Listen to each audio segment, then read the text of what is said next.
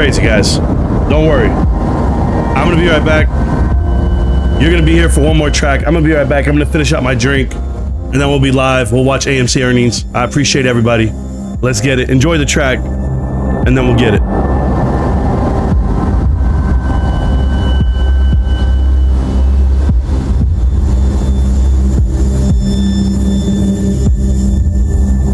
For my father, who I've only seen from time to time in my dreams. I do this for you. I do this for my mother, who's finally clean, no longer a fan. I do this for you. I do this for my sister, my wife and my kids, cause they part of the team. I do this for all the naysayers and haters who made me one of the greatest. I know it kills you inside, that's why I do this for you. I do this for my father, who I've only seen from time to time in my dreams. I do this for you.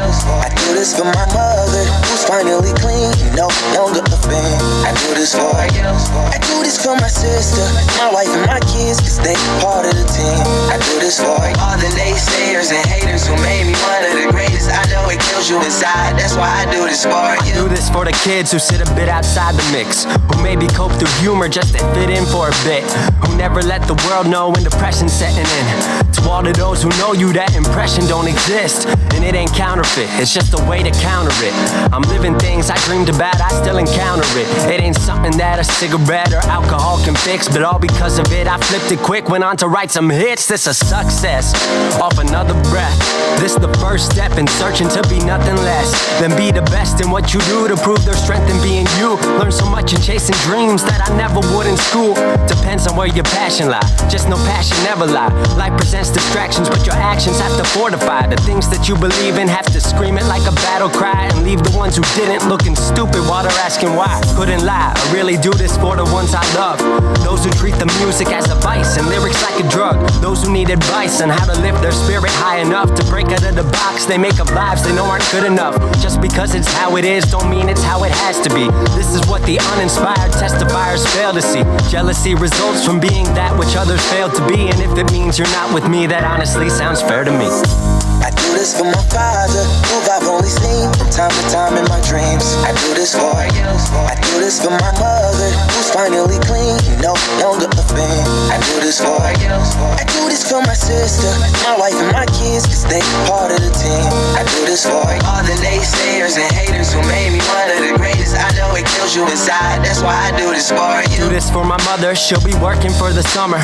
Do this for my father, cause these days I often wonder what my life would have been like if I was not adopted. To grow up in a home where I was treated like a problem, I don't know, it's just a guess. Your guess probably good as mine. Lucky that I grew up in a home that wanted me to shine. Lucky that I grew up around some mountains we were taught to climb. Without that inspiration, I don't think that this would be my life. Do this for my friends who've scattered all across the country now. I'm out in Sweden walking back through life so I can write it down. Make a living off the sound, so crazy to say out loud. I'm the biggest thing since Travis Rice to come up out the town. Sorry, gotta stunt a little. Used to have my dreams belittled, but it's all a part of it. I know people's minds are fickle, lines between reality and dreams I blur like faded nights. Come up been so good for me, I wish that I could make it twice. I do this for my father, who I've only seen from time to time in my dreams. I do this for you. I do this for my mother, who's finally clean, no longer a fan. I do this for you. I do this for my sister, my wife and my kids, cause they part of the team. I do this for all the naysayers and haters who made me one of the greatest. I know it kills you inside, that's why I do this for you.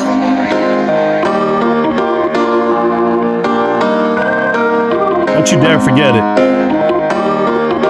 I do this for you. For all you guys out there at work right now having a great day, or if it just started being great, I appreciate that. Got one last track to play, guys, and the show starts. Let's get it. But I'm hyped.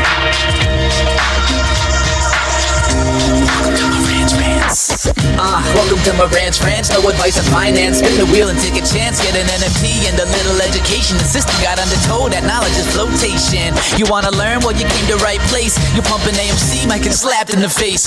Get your due diligence, know who the villain is. Don't be a sheep when the shepherd's carnivorous. So come learn, laugh, and maybe you win big. And listen up, y'all, the wheel is not rigged. Everybody get a chance in the live chat. Kyoto spin wheel, you win just like that. Retail fight back and this retail winning. Y'all just wait wait, man, this is just the beginning. All fellow simians, GME group singing the truth. We just chillin', infinity pool swimming.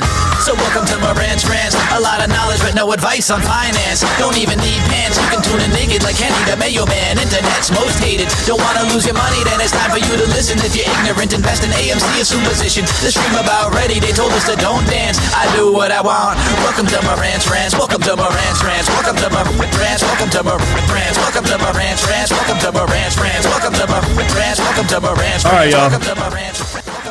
I just want to say, welcome back. Welcome back to Marantz Rantz. Plenty of good information, a little bit of motivation, a whole lot of truth, no financial advice. Now, before we even get this show started, I'm telling you right now, before we even do it, I got to say something because this show is going to be seen by a lot of people. I get it. It's AMC earnings. Everyone's going to come in and watch the show. But before we get started, I want to say something right now. There's a young man in the chat who has a direct impression on me, who's helped me out sometimes when I'm sick and I'm watching this show. His name is Dynamite_41. He has no idea that I'm going to give him a shout out right now. Dynamite's a small YouTuber, okay? He needs a leg up. He needs a help up. There's Be More as well. There's plenty of other people in the GameStop community that are out there making content and they're not getting any shine, i.e. they're shadow banned or they're pushed down. And it doesn't matter about the delivery. It doesn't matter about the presence and or how often they post. It's more about the fact that they will not get their creation and their art seen and their opinion seen unless other people help them and promote them. So guess what? Dynamite_41. He's in the chat and he's the first man to type in the chat and say, Marantz, how are you feeling? Let me tell you how I'm feeling, Dana. I'm feeling amazing, man. I'm feeling like $1 million again. I took some antibiotics. I'm getting my hearing back. I'm feeling a little bit better about myself. But you guys need to know that we need to support each other. This community is just that way. I'm the same guy that I was when I first started, when I had 100, followers and views, whatever it may be. And we're back. We're back. We're getting it grooving. I get so many DMs, so many messages now. And for all the naysayers and all the people who say that we were wrong for all those years, hey, there's my new dog, Levy. She's playing with her toy. She's right. She has to be in the room with me. She can't go be away from me. This little dog is killing me.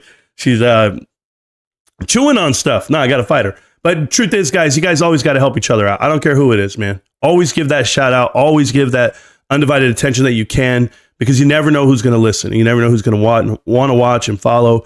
Badass Trader did it for me a long time ago when he said, Marantz, private equity. And it sent me in a whole nother direction. So I think that this channel has grown. I think we've matured over the years with the information and the way we give it and the way we present it. It's enjoyable. It's entertaining. But if this dog keeps squeaking its toy, this dog's going to be homeless. I'm telling you that right now. What are you doing? Hey. And she's just trying to get my attention, but it's fine. She's getting it. Hey, so this is what I miss, and I can't do in live streams. Yeah, I'm sorry, Judge Star. I haven't posted a video. I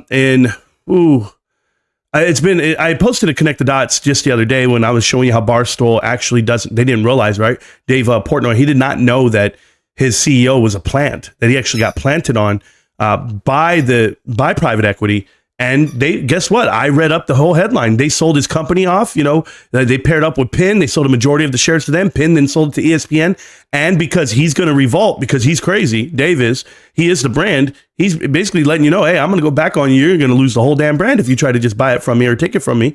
So they gave it back to him for $1. I'd love to interview him and hear exactly how it all went down with private equity. I don't know if there has to be some NDAs that were signed, but there's no way they sell him back his position for $1. But I think he went in there and he threatened big time because he's not going to put up with the bullshit. But I was reading up on it, and this is why Erica Nardini is not there anymore. And by the way, I have no respect for her whatsoever. She cheated on her husband with her squash coach, and then they ran off and had an affair. And now they're married and having children. I don't even know this world anymore. I really don't. I'll tell you what I do know. I know that AMC is a terrible investment, and we're going to go over it today in detail. We're going to go over everything I can with you guys so that if for anyone out there who's telling me and or pumping the idea that there's multiple revenue streams, that this is the greatest investment, and they don't understand dilution of 50x. We're talking about 50 times more than 100%. That means dilution of 100%, 50 times. Think about it for a second, okay? This is exactly what it is. And TikTok, I am live over there, but just know that I'm live on TikTok just to be live on TikTok. Not that I'm going to interact with you or do anything. It's just to get the message out if someone out there can catch on. Obviously, YouTube is my home. It's where I've been for so long. It's my partnership. It's my paid partner program. It's I work for them essentially, AdSense and the whole 9 yards. I have officially made over $20 on TikTok after 3 years. I am pumped, guys. PayPal is working for me. I put all in the savings account. But for us, hey, my GameStop position just increased even more. Before I went live right now, I bought 3 more shares. So that was 5 today. And only because I wanted to have a flat number. I wanted one of these rounder numbers. And I feel really good at the price. The price, $14.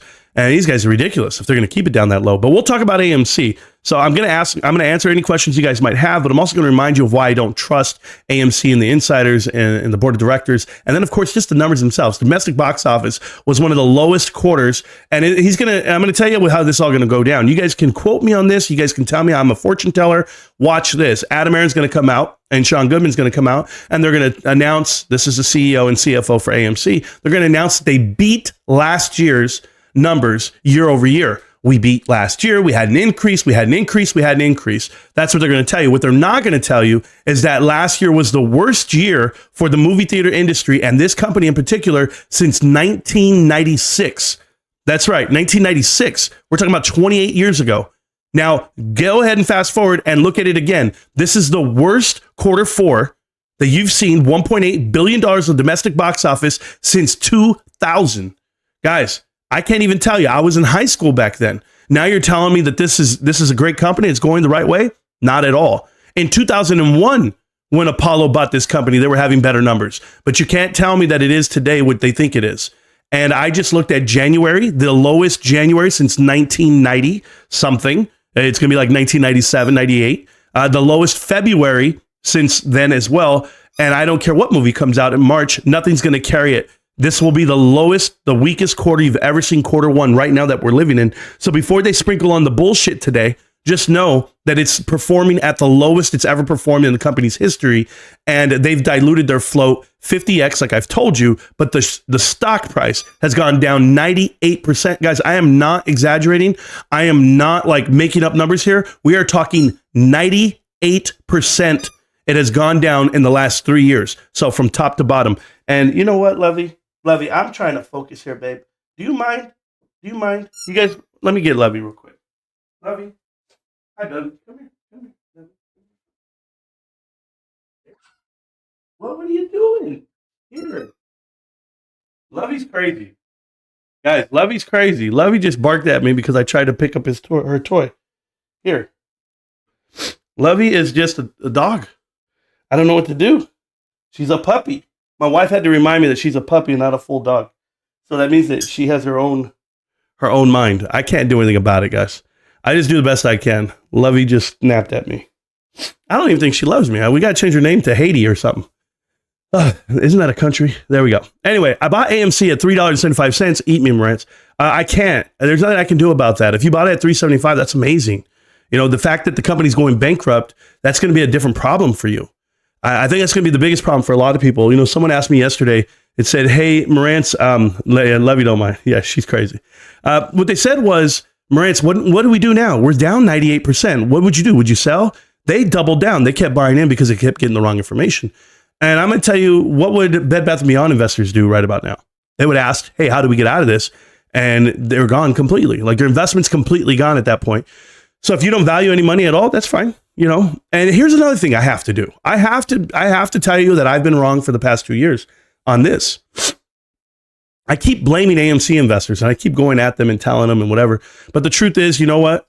Cheers to the AMC investors. Honestly, you guys took a chance. You guys took a shot. You guys took, somebody told you that it was going to be something great. And I guess I should commend you for at least attempting, right? Put in your life savings on something you didn't study, something you don't understand. I commend you because you had that type of will or conviction in your investment. The unfortunate part, you didn't have the education side of it. So I congratulate you for riding it as far down as you've gone. But yeah, that's not going to be me. The goodwill impairment, we'll see. We'll see DRS GME. We'll see exactly how they map it out because as you can see, the value of the company and the how you would say the profits of the company are not churning from those assets in the right direction. So yes, they should be showing a goodwill impairment either way. And Levy, are you here now, hon? Or are you just sniffing around? I don't know what Levy's doing these days, but I'm just letting you guys know. Oh, I want to let her out. Come here, Levy. You can go this way. Come on, babe. Come on, babe. You want to go this way? She's a terrier Yorkie mix. Apparently she's going to be fast, because I remember my last terrier was fast as hell. So that's all I remember. Anyway, I've been grinding all week at work and just got off. The first thing I do is I kick my boots off and I'm in my uniform and I click on Marantz. Well, you know, Hulk Hogan, I appreciate that. All the way in Fort Drum, New York. I hope, you know, the weather's great up there. Down here, this weather's hot. I just got done with the county fair. I really didn't get a chance to go per se, only because I was under the weather, but my son went, my wife went, and you know, it's a little different for me right now, guys. Whenever I get COVID, my body shuts down and I got an ear infection, eye infection, and an upper respiratory infection. And I went to the doctor and they had meds for two things, not the other. So they didn't have any meds for my upper respiratory. So I've been toughing through that, but my ear is getting a little bit better. It's not as irritated, but my eye too, I had some drops. So, but they, you know, they get me back on my feet. So I really I appreciate all the help from all the doctors. But let's talk about it, okay? One thing, everyone wants to put their hand up and say why they don't trust something, right? So why don't you trust Adam Aron, or why don't you trust AMC? Everyone could go around, you know, the campfire and tell me why they don't.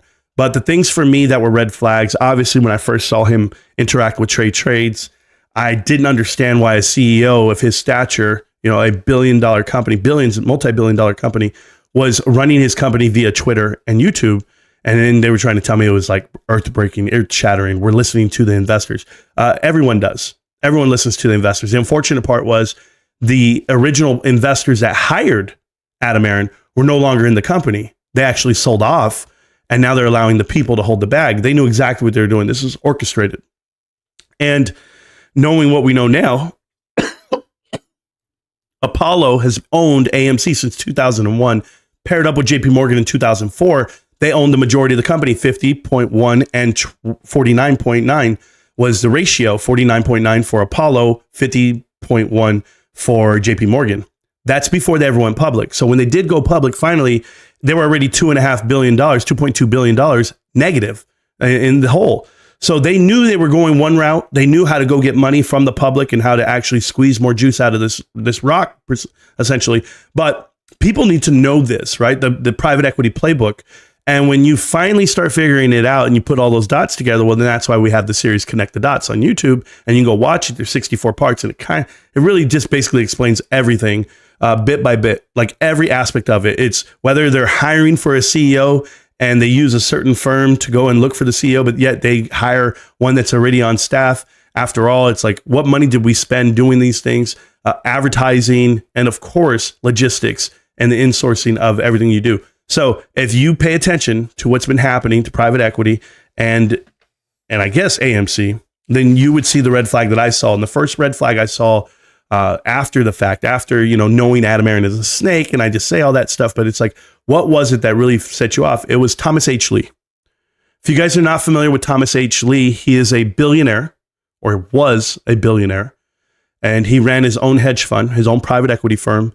And at the tender age of 80 plus, I think he was 83 years old, he committed suicide at his office. Okay. When Thomas H. Lee passed and died, I did not see one tweet from Adam Aron, not one public outreach to the family to say, I'm so sorry for your losses, and no one. I didn't see anything.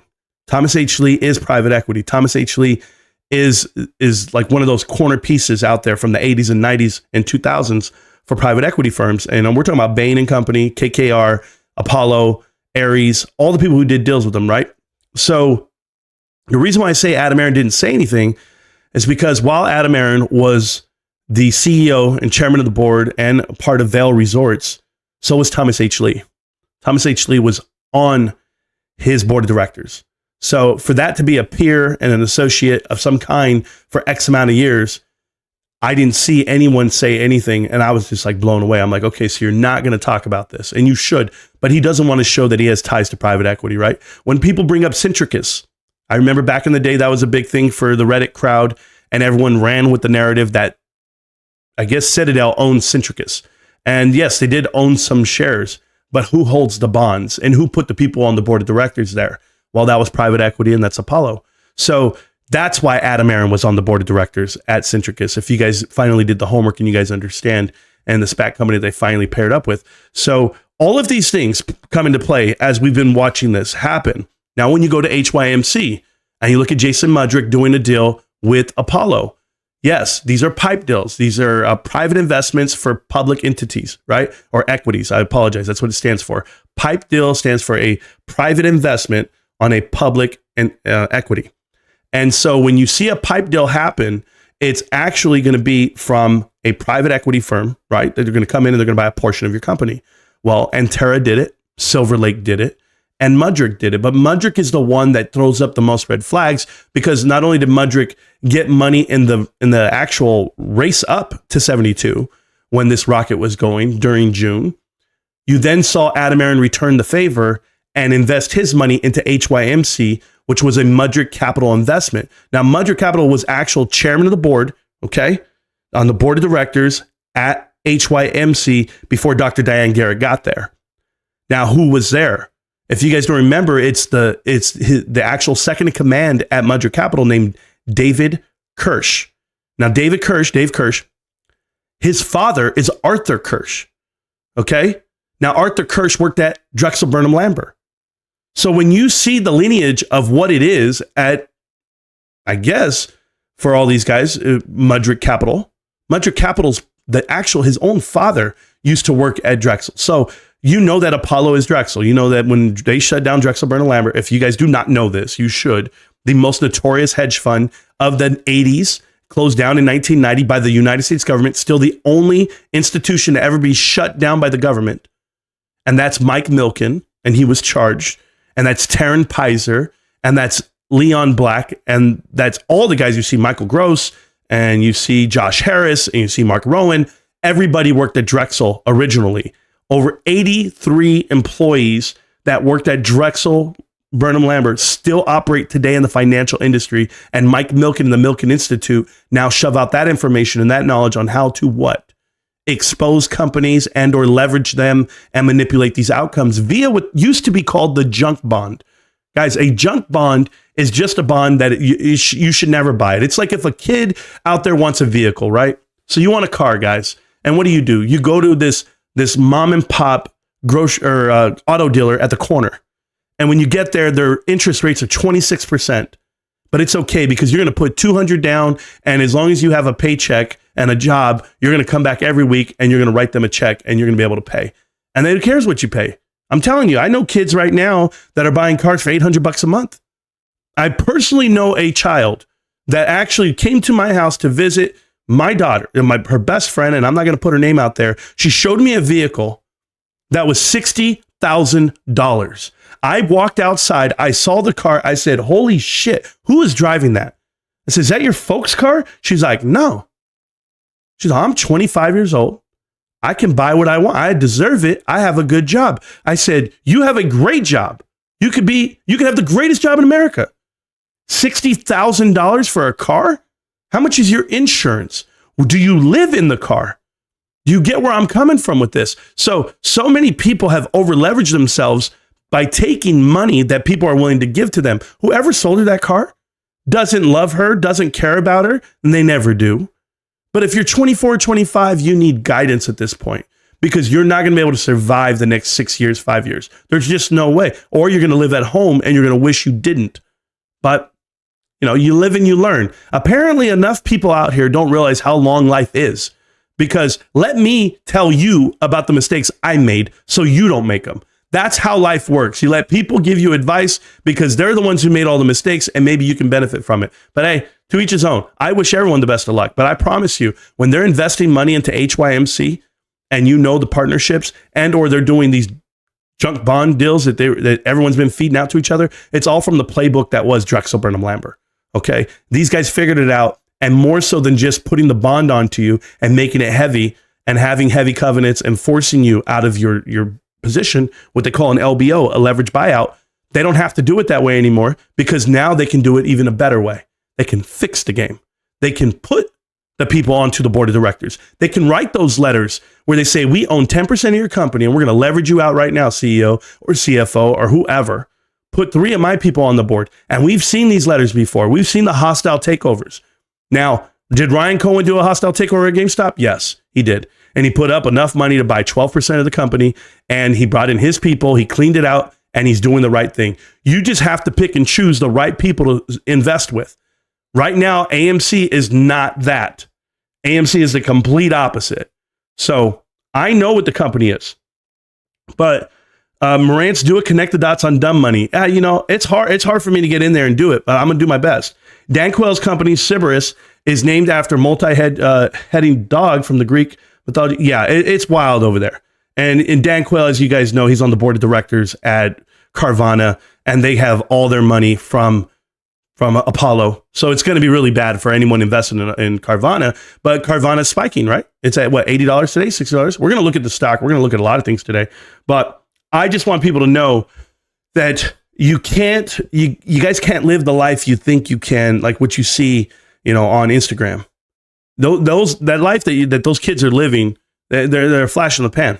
They can't sustain it. They won't be able to see what's coming next. They won't. And for a lot of people out here that are saving money and or refuse to spend it, then you're going to do your best. But look at Bitcoin right now. You guys want to talk about something crazy?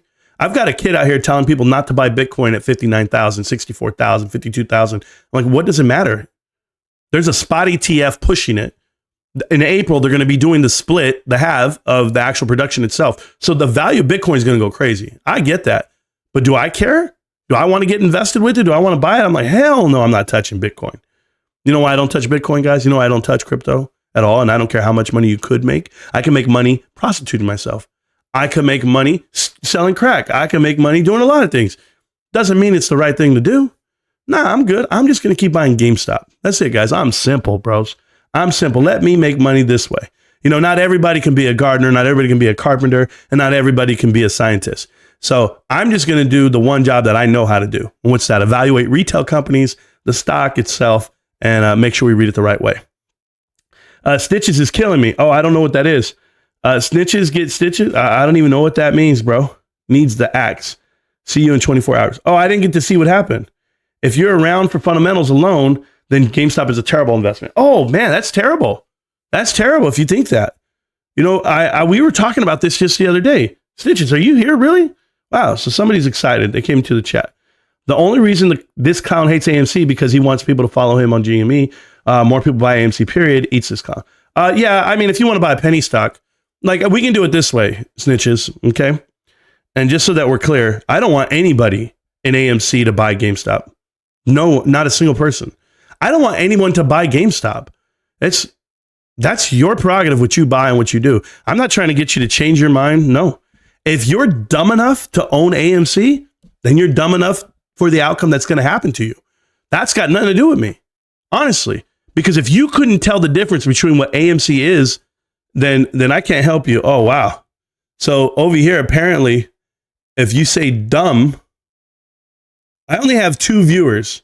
So how somebody reports my TikTok is absolutely crazy. I only have 2 viewers. So I'll see you around TikTok. TikTok is retarded. I said retarded again. There you go. So anyway, back to what we were just saying right now before those guys got out of line. Yeah, you don't stand a chance, man. You don't stand a chance in this investment. If you think that GameStop's not great based off of fundamentals, then I can't help you. Like, let's talk about it. Let's talk about AMC fundamentals while we go and look at it. And I have everything prepped and ready to go, guys. So let's go to the chat. Let's see what we got here. So first, we're going to look at the box office, okay? Domestic box office. And this is so everyone knows that I'm not just making stuff up when I give you these stats. Right here, you're going to find out that we'll do Q4 first, okay? So by the quarter, came in at 1.85, beat out last year. Yes, there's an improvement. And they're going to tell you 4% improvement. So what is AMC's improvement on that number? Who knows? Who knows what it is? But we do know that AMC offered up their company over 100 million shares at a 10-to-1 reverse stock split. The equivalent is 1 billion shares in a quarter. They've increased their float. 1 billion shares. Now, if you think that's a valuable investment, you're completely wrong, because more than likely everyone invested before that, right? But I want to remind everyone that Adam Aron has sold his shares at 80 cents and 60 cents and below. He hasn't sold them above that. So he didn't offer anybody shares at $1 or $2 or $3 or $4. That's not when he diluted the company. He diluted at the very bottom, which is embarrassing. Yes, but it just shows that no one's willing to buy. But let's go and look at the number 1857. Quarter four, the one they're about to announce that they had a great year and they're showing great progress. $1 billion less than 2019. $1 billion less, $1.1 billion, right? 1.1 billion than 2018. But when do you ever see 1857 again? Now, the value of the dollar today is inflationary. So it's never going to match what it was then. But 1.8, I want to look at this list. It's somewhere down here in 1999. So in 1999, they came in at 1.79.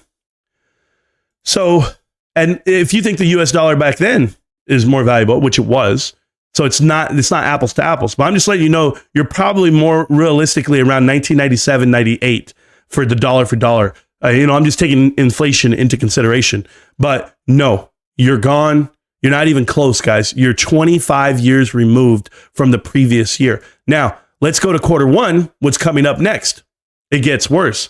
Quarter one, and now we're down. We're 2 months in already. We're 2 months in. We got 1 month left. If you think they're doing $1 billion domestic box office for March, show me what movie's coming out, because you're not doing 1 billion. But you'll see they're at 835 million right now. So where the hell are they going with this number? Where are they going with this number? Matter of fact, let's go look at March. Okay. So let's go look at March. March. The biggest month in March ever was 1.1. So we know they're not doing that because Beauty and the Beast is not coming out along with other movies. But just to give you an example, in 2022, 589, 680, 638. Even if they beat 638, which they can't, let's just say they did 7. I mean, when was the last time that you're going to see these kind of numbers? You're just not. So the March better be an all-time high March for them to get back on track. And here's why. January, the box office did 495, guys. Do you know the last time they did 495? And we won't even count 2022 because we're still coming out of pandemic and that churn. But 495. When was the last time you saw 495? Look at this. 800, 900, a billion. 495 is what they did in January, guys. Last time you saw a 495 was somewhere over here, 1996. So the worst January since 1996 is what you just saw at AMC movie theaters right now. This is why Adam Aron better sprinkle on his shit today, because it's never going to work. How about 340 for February? 340 for February, and I promise you some of my dollars in that went to Cinemark, because we went to Cinemark when we went to movies. But 340, what was the last time you saw a 340? Let's see it right here, 95. So 1995, you are 20, 30 years away from what it was. There's nothing that can help you. There's no one that can lie to you much longer. His lies are going to be up by next quarter. So that's what's happening with AMC movie theaters. I know they want to tell you that they're doing great. They're not doing great. They're doing worse than worse. And that's all box office. That's not just them. That's also Cinemark and Regal. But I'm just the guy that tells you this stuff, right? Let's go look at the stock. All right. So $4, guys. Just to be clear, and I want to make sure I have you guys here. There we go. So just to be clear, I don't know. Don't even pretend that you're not pumping GameStop. My point is, you lean on these fundamentals. Fine. I do most of my stuff. What makes GameStop one you pump so hard? Why not put your money into others? Oh, okay. I do put my money into others. And you're welcome, Be More, for all the support in the world. You do great.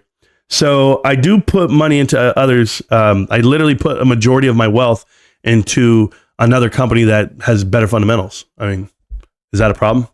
Like where I don't understand why you're watching my pockets and not listening. Like rather than watching what I do with my money, listen. God gave you 2 ears and 1 mouth for a reason. And the unfortunate part is you're not using the ears. GameStop is fundamentally a better investment than anything you want to do. Remember that, okay? And don't tell me that it's a failed investment or a bad investment, because if you don't understand what zero debt means, zero corporate debt, that means no borrowed money. They have an ABL facility that they can borrow up to $500 million. Listen, they have $1.5 billion in the bank after earnings this year. I know, it's crazy, huh? And they actually create a profit. So they have the availability of $2 billion cash. They also have the ability to invest alongside their CEO and their largest shareholder, Ryan Cohen, you know, the youngest billionaire right there on that, I guess, platform. So you're going to see a guy who's working for free, running the company the right way, and they have $2 billion at their disposal. I think I want to invest with that company. By the way, $2 billion worth of cash is pretty healthy, considering when I go look at NVIDIA, the $2 trillion company, and they only have $7 billion cash. I don't know what to tell you what the ratio is on GameStop. Why their market cap is at $4 billion? Well, half of that is cash. So you tell me how crazy I sound when the stock is $14 fundamentally, okay? And I can buy the cash at $10 a share and or at $5 a share. You're not there. You're not understanding what book value means. You're not understanding that 33% of the stock is actually equity. There's not another retail stock and or blue chip in the top 15 that has that type of book. So you're wrong again as far as value. Now let's talk about simple metrics whenever you want to value what GameStop is. The simple metrics are their inventory ratio is sky high, better than Target. So what are they behind? They're behind companies like Walmart and Costco. That's it. So who's in the sector here that's telling you that they're not churning inventory? They are. Therefore, they're doing better business. They have some of the highest margins, period. And why? Because they're an omni-channel, omni-marketing company.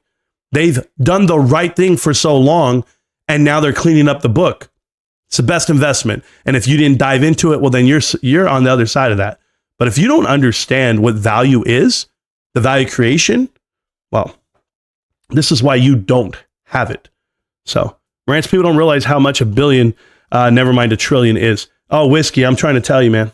$1 billion is absolutely crazy to have that. But let's go ahead and look at these numbers now. Now we're going to look at the stock analysis numbers for AMC. Okay. This stock is pumping as we speak. It's at 49 cents. I'm not going to let this number confuse you at $4.09. 95 cents, a $5 stock. It's actually a 10-to-1 reverse stock split for the ones that have been buying it for so long. We've been talking about it for 3 years. This is a 50-cent stock right now. So what run do you think is about to happen? There's volume here, 21 million shares traded back and forth, but this is not what you guys should be looking at. You guys should be looking at the financials.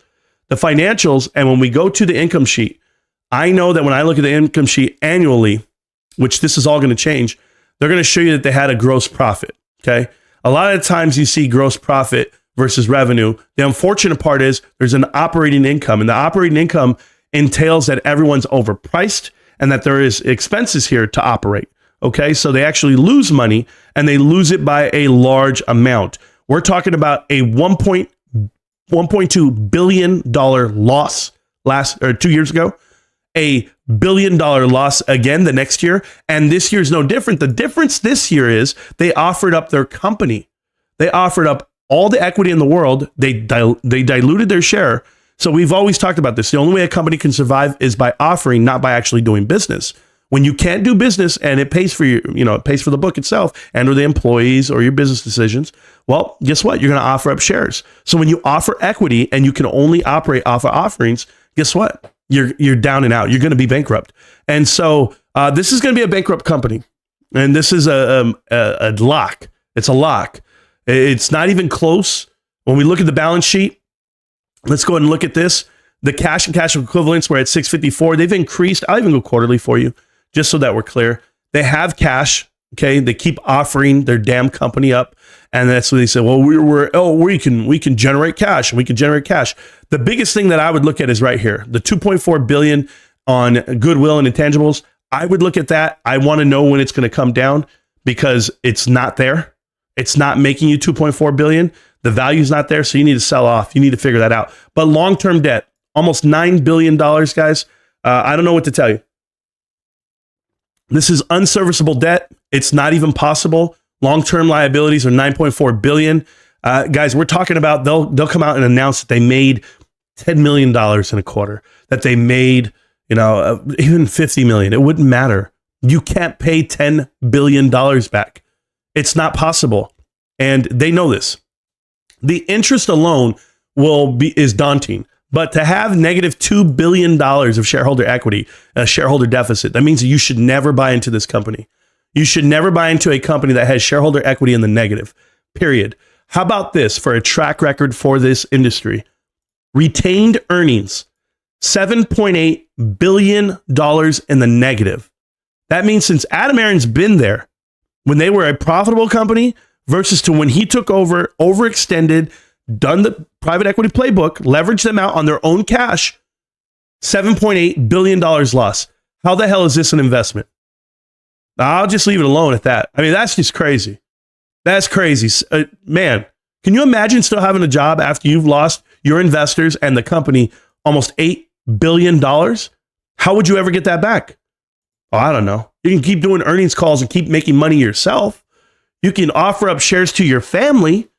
You know, his vested shares, he just got an additional 200-something thousand shares the other day, but they're worth $5. What the hell does he care? That's $1 million. You guys know Adam Aron used to only make $5, $6, $9 million max a year as a CEO. And now how much does he make? 23, 27. He's making, and then he even cashed out on shares all the way up to $40 million. His kids cashed out $20 to $30 million. That family's made over $100 million on this investment. On this investment that is working for private equity. He's not you. He's not working for you. So we'll look at the earnings right here. It's going to be live at 2:00. I'm going to be here. I'll answer all the questions in the world in the chat, but there's just never going to happen, guys. Okay. Whatever you think is going to happen is not going to happen. Just know that. I'll tell you right now, bankruptcy's on the table. Give it 2 more quarters. Bankruptcy's on the table. And it's coming fast. Got 2 Mara calls, man. Oh, that's cool. I don't deal with Mara at all. Today is Christina's birthday. It is Christina's birthday. I forgot about that. We gave her a shout out all month long. But happy birthday to Christina. She's been watching the show for almost 3 years now. She's been a huge supporter of the channel, myself. And shout out to Max's mom. That's all I could tell you, man. She's awesome. And my mother's birthday is tomorrow, the 29th. You know, she's turning 12. So shout out to my mom. All right. So here we go. I'm going to read the chat. I'm going to do the best I can. I'll get with you guys. We'll listen to the earnings calls. If you guys have questions about AMC, I just literally showed you every single metric you want to measure a company on. And they're going to tell you about EBITDA and adjusted EBITDA. And they're going to tell you all this nonsense. But what they're not telling you is that they can't service their debt. That $9 billion. What's the difference right now? The $9 billion that they're never going to be able to touch. You know, there's going to be at least $3.5 billion due next year or 2026. They'll have to file for bankruptcy. But this is why Sean Goodman doesn't own shares. I've said this before, guys. According to the bylaws, the CFO must own 3 to 5 years his salary in shares, and he doesn't own any. He owns 0. He doesn't plan on owning any because in 3 to 5 years, this company won't exist. Well, it'll exist, just not in the form of a publicly traded company, and or he won't be employed with it. That's the way the playbook works. But I'm here for anything. Let's watch this dumpster fire together. Michael, I totally agree with that. Thank you so much for the support of the channel. Thank you for the likes. Thank you for viewing. I know I haven't been live lately. I was getting over a sickness, took some more antibiotics, cranking it out, guys. I'm doing the best I can. I'm back to work tomorrow. That means I'll be live tomorrow evening. I'll be back on the evening streams. So if you guys are ready for that, I'm ready for GameStop's earnings. Straight up. Macy's earnings actually came out. If you guys are not familiar, I've been following Macy's. Macy's missed. They're terrible. They actually gave guidance for a fallen down 2024, and they're going to shut down 150 Macy's stores. So if you're a Macy's shopper, just know they're shutting down 150, and they're going to be shutting down their landmark store in San Francisco, which I guess is a big one. And so, yeah, it sucks. It sucks for them. But remember that they're eventually going to go private because they're trying to sell off that company. But I see it going under again. I've seen Macy's file for bankruptcy 2 different times already. So, or that I've read about because I wasn't there in 1994 when it did. But I'm well aware of retail and what they do. So I'm looking at Big Lots next week. Big Lots on the 7th. Obviously, Costco's on the 7th. And so that's a huge day for earnings. I'm looking for Big Lots to sell more properties and or to get ready for filing for bankruptcy. That's another one that's on the cusp because they only have $40 million cash. It's quite embarrassing, and it's also quite surreal how people take $1.2 billion worth of cash that GameStop's sitting on right now, and they take it for granted, and or they just bypass. Well, what does that mean? Well, what do you mean? Well, what else are they going to do? I need to know how the growth is. No, you don't. No, you don't need to know anything. Just know that company has the right people in charge, and they're cleaning up the current footprint, and they're making it better. Like if they put in new technology to help you shop better, you guys know this, right? The omni-channel marketing and sales of it. This is direct to consumer. This is how you get final delivery. If you know the inventory on hand at the store you're shopping at via.com, and you can do same day delivery, that's universal. That's something that no one else is doing. So yeah, that's phenomenal. That's phenomenal. I mean, I guess Walmart does it to a point, but not in gaming. Nobody does it in gaming. So I'll take that all damn day. What do you think? Say fast, Brett. Oh, what do I think? I think Adam Aaron's going to come in here and lie to a lot of people today. That's what I think. So we'll see how it all goes. All right, I'm going to keep reading the chat here. Let's go, Brandon. Yeah, Dynamite, I'm feeling great. A lot better than I was 3 days ago. I was down and out 3 days ago. I drove myself to the urgent care. I was getting dizzy. I thought something's going on in my ears. I couldn't figure it out. I didn't know if I had wax in there, why I couldn't hear. And she goes, "Oh, your ears are irritated. Oh, it looks like you have an ear infection in your left." And she's like, "That's why you're dizzy. This is why that." And I was like, "Man, lady, let's go." I was just trying to get fixed, man. But I didn't talk for 2 days. I didn't do anything for 2 days. Think about that. I just laid down and rested. I got some good sleep. I really did. And the best part about it is, guys, I want to tell you guys really quick. I just want to make this announcement to the channel, to the show. I want to thank everyone for the donations to the channel. You guys don't know what I do with them per se, but you guys know that I coach a youth basketball team, right? Fifth graders, the little fifth grade kids, and we're in the playoffs. We got the playoffs coming up, and we're a damn decent team. And they're good. They're good kids. But I've been coaching this year because I was asked to coach, and I just got asked to coach football. I haven't coached football in years, guys. It's my number one sport. It's everything I want to do. I've always wanted to coach football again, and now I got asked. And this is going to be the same thing, the same team, basically, essentially fifth and sixth graders football. So I was like, okay, I'll coach. I agreed to coach. I did, and my schedule allows me to coach. But what I'm doing with the donations, just so that we're clear, I'm going to sponsor the team via GameStop and the channel. And I'm going to buy them gift cards to GameStop as congratulations for what they did this year with the team. They don't know this part, but they'll all get something, maybe like a $50 cash card each kid, and we'll go that route. So I just want kids to shop at GameStop. I want them to enjoy what I enjoyed growing up. And I figured that would be better use of the money. I don't need it per se. I actually had to message one of the donators to the channel to calm down on donations. I said, "Hey man, I don't need it like that. Like I know people want to donate, want to support and love the channel and everything, but I don't want you to think that it's like a money grab per se. Let YouTube pay me. And if you guys want to bless, that's fine. But just know that the money's going to the kids right now. So shout out to those kids. We're the Bulls, but yeah, they're gonna get a nice gift coming up. That woman was so hot. What woman was so hot? Are you talking about Donna Summers? I don't know if she was hot, but she had a damn good song. If you guys don't know, I'm live on TikTok before I ever go live on YouTube, and I'm playing music and stuff, and I'm partying. I'm getting my mind right. I'm getting set in the zone. So yeah, I did play Last Dance. The truth is, why I played Last Dance is because I was actually listening to a lot of Selena this past week. If you guys don't know, it was the unfortunate anniversary of, was it Selena's last concert? Yeah, her last concert in the Astrodome. So her last concert in the Astrodome, Selena broke the record of over 66,000 people watch this young lady perform. And she went for 50 minutes straight, no water, no breaks, dancing and singing, an absolute animal. She killed it. And that was her last concert. And so before she was unfortunately murdered, but I was watching it and I was just like in shock. I was in awe of how beautiful and great she was. And I was listening to her talk and I'm just like, you know what? This is cool. This is cool.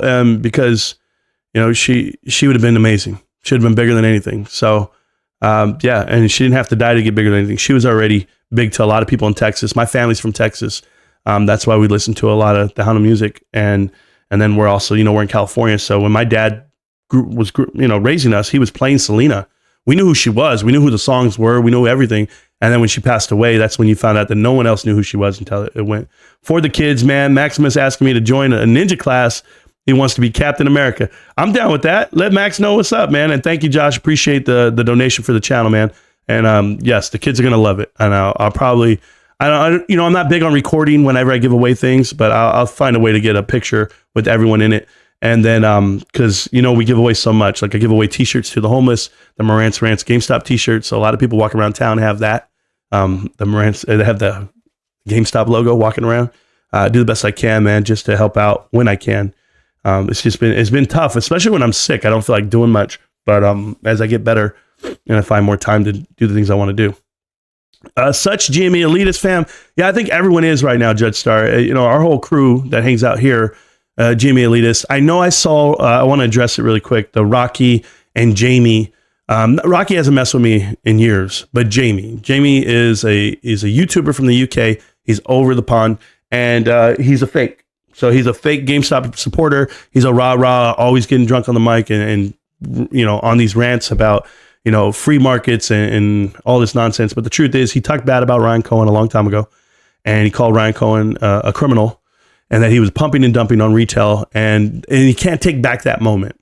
And that moment really shed light to a lot of people about who this guy is. And he miscalculated the words he used and the phrasing he used. And I just remind him of it. That's it. So he's out here trying to get some clout and trying to get some, he's pounding the ground. So today he decided to tell a lie on Twitter about me.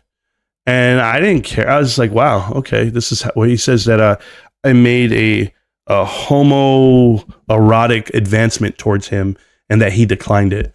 And he kept saying something like that. Like he just spoke. That's when you're winning. When someone comes out with like this blatant lie, it's just so outrageous. And I'm just like, oh, okay. So I know I just won this conversation because he went that route. And all I said was, hey, Jamie, and I'm going to tell him right now, just like he would see Trade Spotting on YouTube. You have a bigger platform per se, like you think you do, but you don't have any views and you don't have anybody watching you. And it's because you lost it because you weren't who you're supposed to be, like a person of integrity or a person that actually says the truth. But now you're just blatantly lying on my name. So that's fine. I'll stop telling the truth about you when you stop lying about me.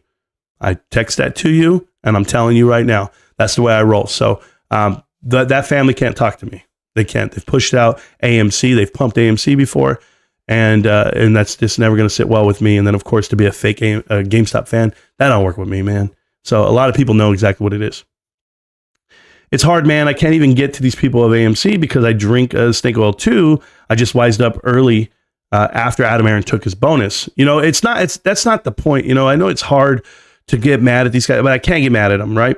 Because, like I said, they took a chance. So you got to give them credit for taking a chance. They just took the wrong one. Just like I tell Bed Bath & Beyond investors, they took the wrong approach. But if you saw the red flags coming, like, okay, so there's this guy named Steve Calorino. Okay. Steve Calorino, if you guys don't know Steven Calorino, he was the CMO, the chief marketing officer for AMC, the very first one ever hired. And that kind of was a red flag, right? He's a private equity hire right into the company, and he retires in 2022. And Adam Aaron just lets that happen. Like he was there for 10 years and you knew private equity was there and they're just taking their shares and they're taking their profits and then they're rolling out. So I know that people need to pay attention to more than just, Adam Aaron. You need to pay attention to everyone on that board. And that's what I've been doing. So it's okay to be an AMC and it's okay to learn from the mistake that you made, but just don't make it again. Scam Squapcorn is already technically bankrupt, will never change. It's ultimately doomed and not change. Yes, it's absolutely bankrupt company. It's headed that route no matter what. There's nothing that can happen. There is nothing on God's green earth that can happen to change the outcome for AMC and bankruptcy. Nothing. I'm sorry. I wish it were different, but no one's going to buy that debt at $9 billion or $10 billion, whatever it's going to end up being by the time they're done. Nothing is going to change that. Thank you for becoming a GameStop elitist, Drecky. I appreciate you. I know you were here on the last live stream. Appreciate you supporting the channel and jumping in there. And a lot of the guys who are on the members only section who are actually members of the channel, they knew when I was out. I sent a members only video out there. I did 2 of those last week. So a lot of people have the inside track of behind the scenes for the channel. And shout out to all the moderators who've been holding me up for so long and holding it down as well. So I bought some AMC puts and some GME leaps. I'm not a big fan of doing it that way. So I'm going to tell you good luck, but I'm not buying derivatives. I'm not buying calls and puts.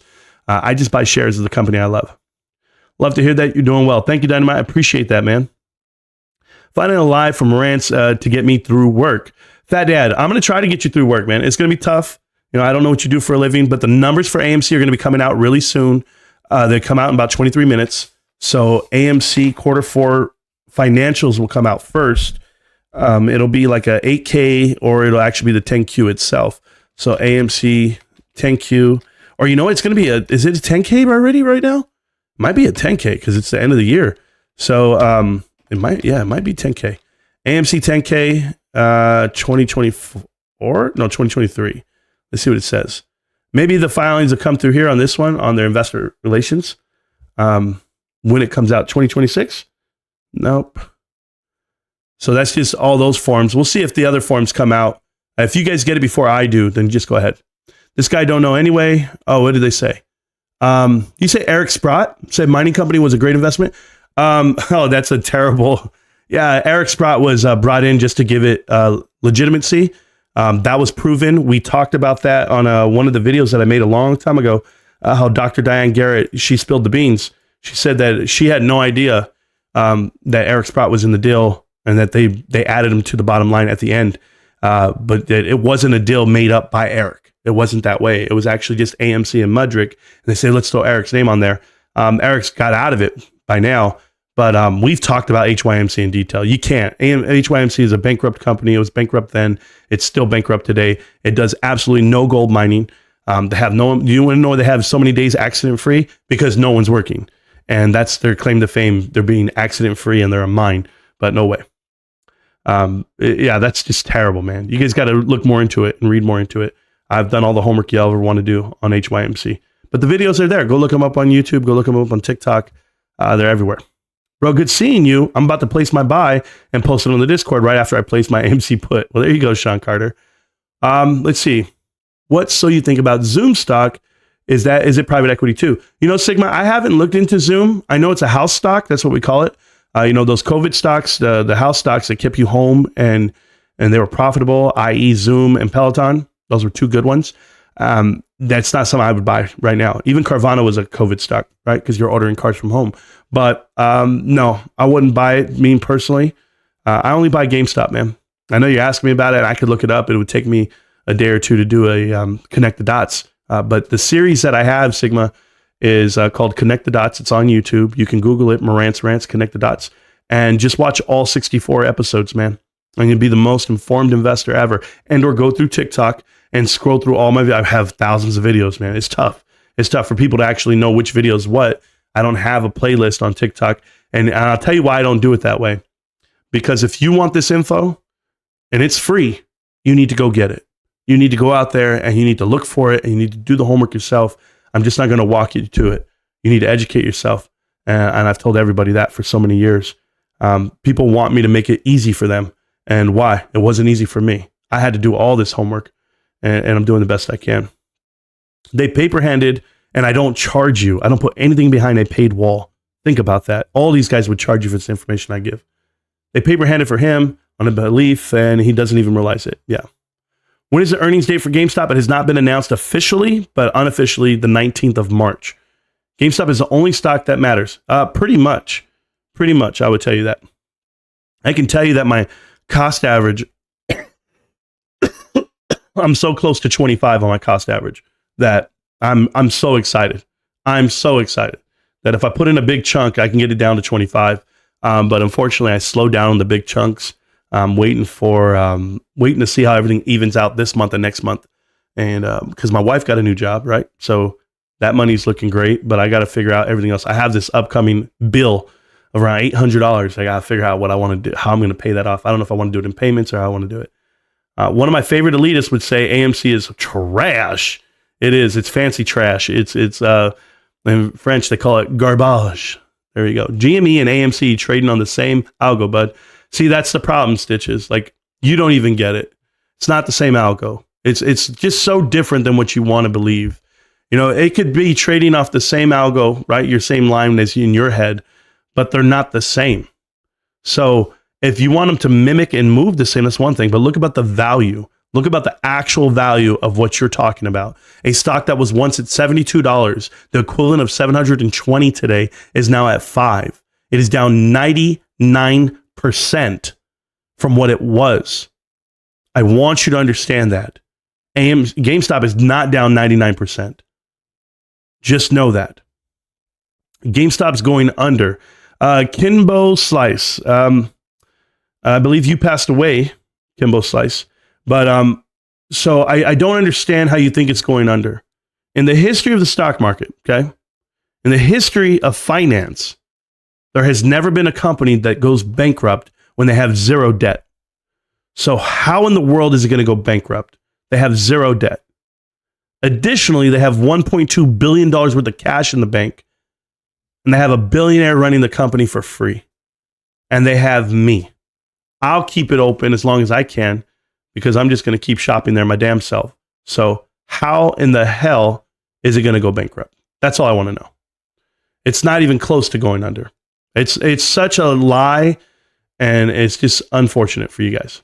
I like value investing, and I feel like it's quite dangerous due to private equity. Yeah, you know, the only thing that's not dangerous is GameStop because there is no private equity within GameStop. I know they want to call Ryan Cohen private equity. I get that part. Not when I say private equity, I'm talking about the vulture capitalist groups. So there you go. They're closing so many stores. Yeah, see, there's another lie that you don't understand. They're not closing so many stores. They once had 8,800 stores. They've closed 4,000 stores over the last 4 years. And that's not a lot when you think about the footprint that is on America itself. I've already documented they've closed one store per state with the exception of the bigger states. And that's on average. So they closed one, so many. It's not a lot. If you live in, let's give you an example. You live in Colorado, they closed one. Okay. So is that earth shattering? No. And you would close the footprint because they were oversaturated. They were overstored, i.e. they rented too much square footage. But that's because private equity was in the company. When private equity was in GameStop back in the day, before Ryan Cohen was in there, the idea was to over leverage, right? That's called what they call a leverage buyout. They actually leverage the company off of its assets. They borrow money against them and they leverage. So what do? They go and open stores everywhere. They oversaturate the whole market. That's not the way you do business, but that's the way you go bankrupt. Absolutely. So closing stores is the right thing to do. Shrinking the footprint is the right thing to do. But what GameStop's doing now by closing the fulfillment centers, they're actually using those hubs, the 2,000, 3,000 they have in America, as their distribution centers. So now they have this whole web all over America to get the product to you at a cheaper price and faster final delivery that they didn't have before. It's the greatest thing you've ever seen. It's the complete opposite of what you think.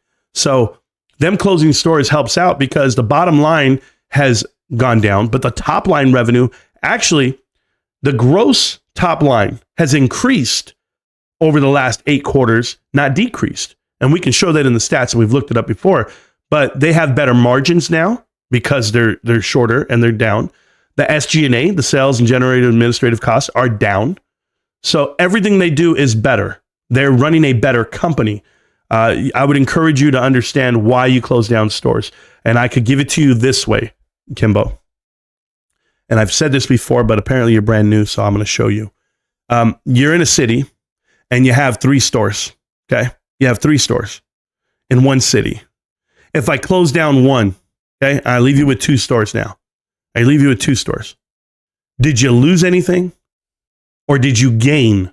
Now, did you take the people that went to that 3rd store after you closed it? Now, all those people went to the other stores. Additionally, GameStop shortened and moved their hours of operation. They're no longer open 9 to 9, which is a good thing. It's not a bad thing. They're now open 12 to 9. That means with the lunch, the whole store is covered on shift. They don't have to have 3 sets of full-time employees to cover those shifts. They only need 1 set of full-time employees and a couple of part-timers. It's better metrics for business, but just logistics alone, product margin and shopping and e-commerce, they are a better business than they were 10 years ago. They're a better business today than 5 years ago. The other part about GameStop is that they literally have the best margin setup for what's coming forward. And I'll explain to you.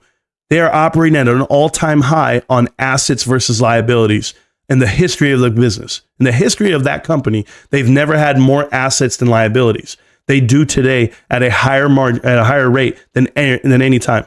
in existence. So there's so many things that you have to take into consideration. You better make sure GameStop's owner isn't telling your picks because he'd be going broke. I don't know what you're talking about. So that's unfortunate because I'm literally not Rico and I don't give out picks. So you guys think I'm Rico Knows and I'm not Rico Knows. So, all right, back to YouTube, back to reading the chat here. Let's see. Did the 10K drop? You guys let me know. Oh, I got 12 more minutes till it comes out.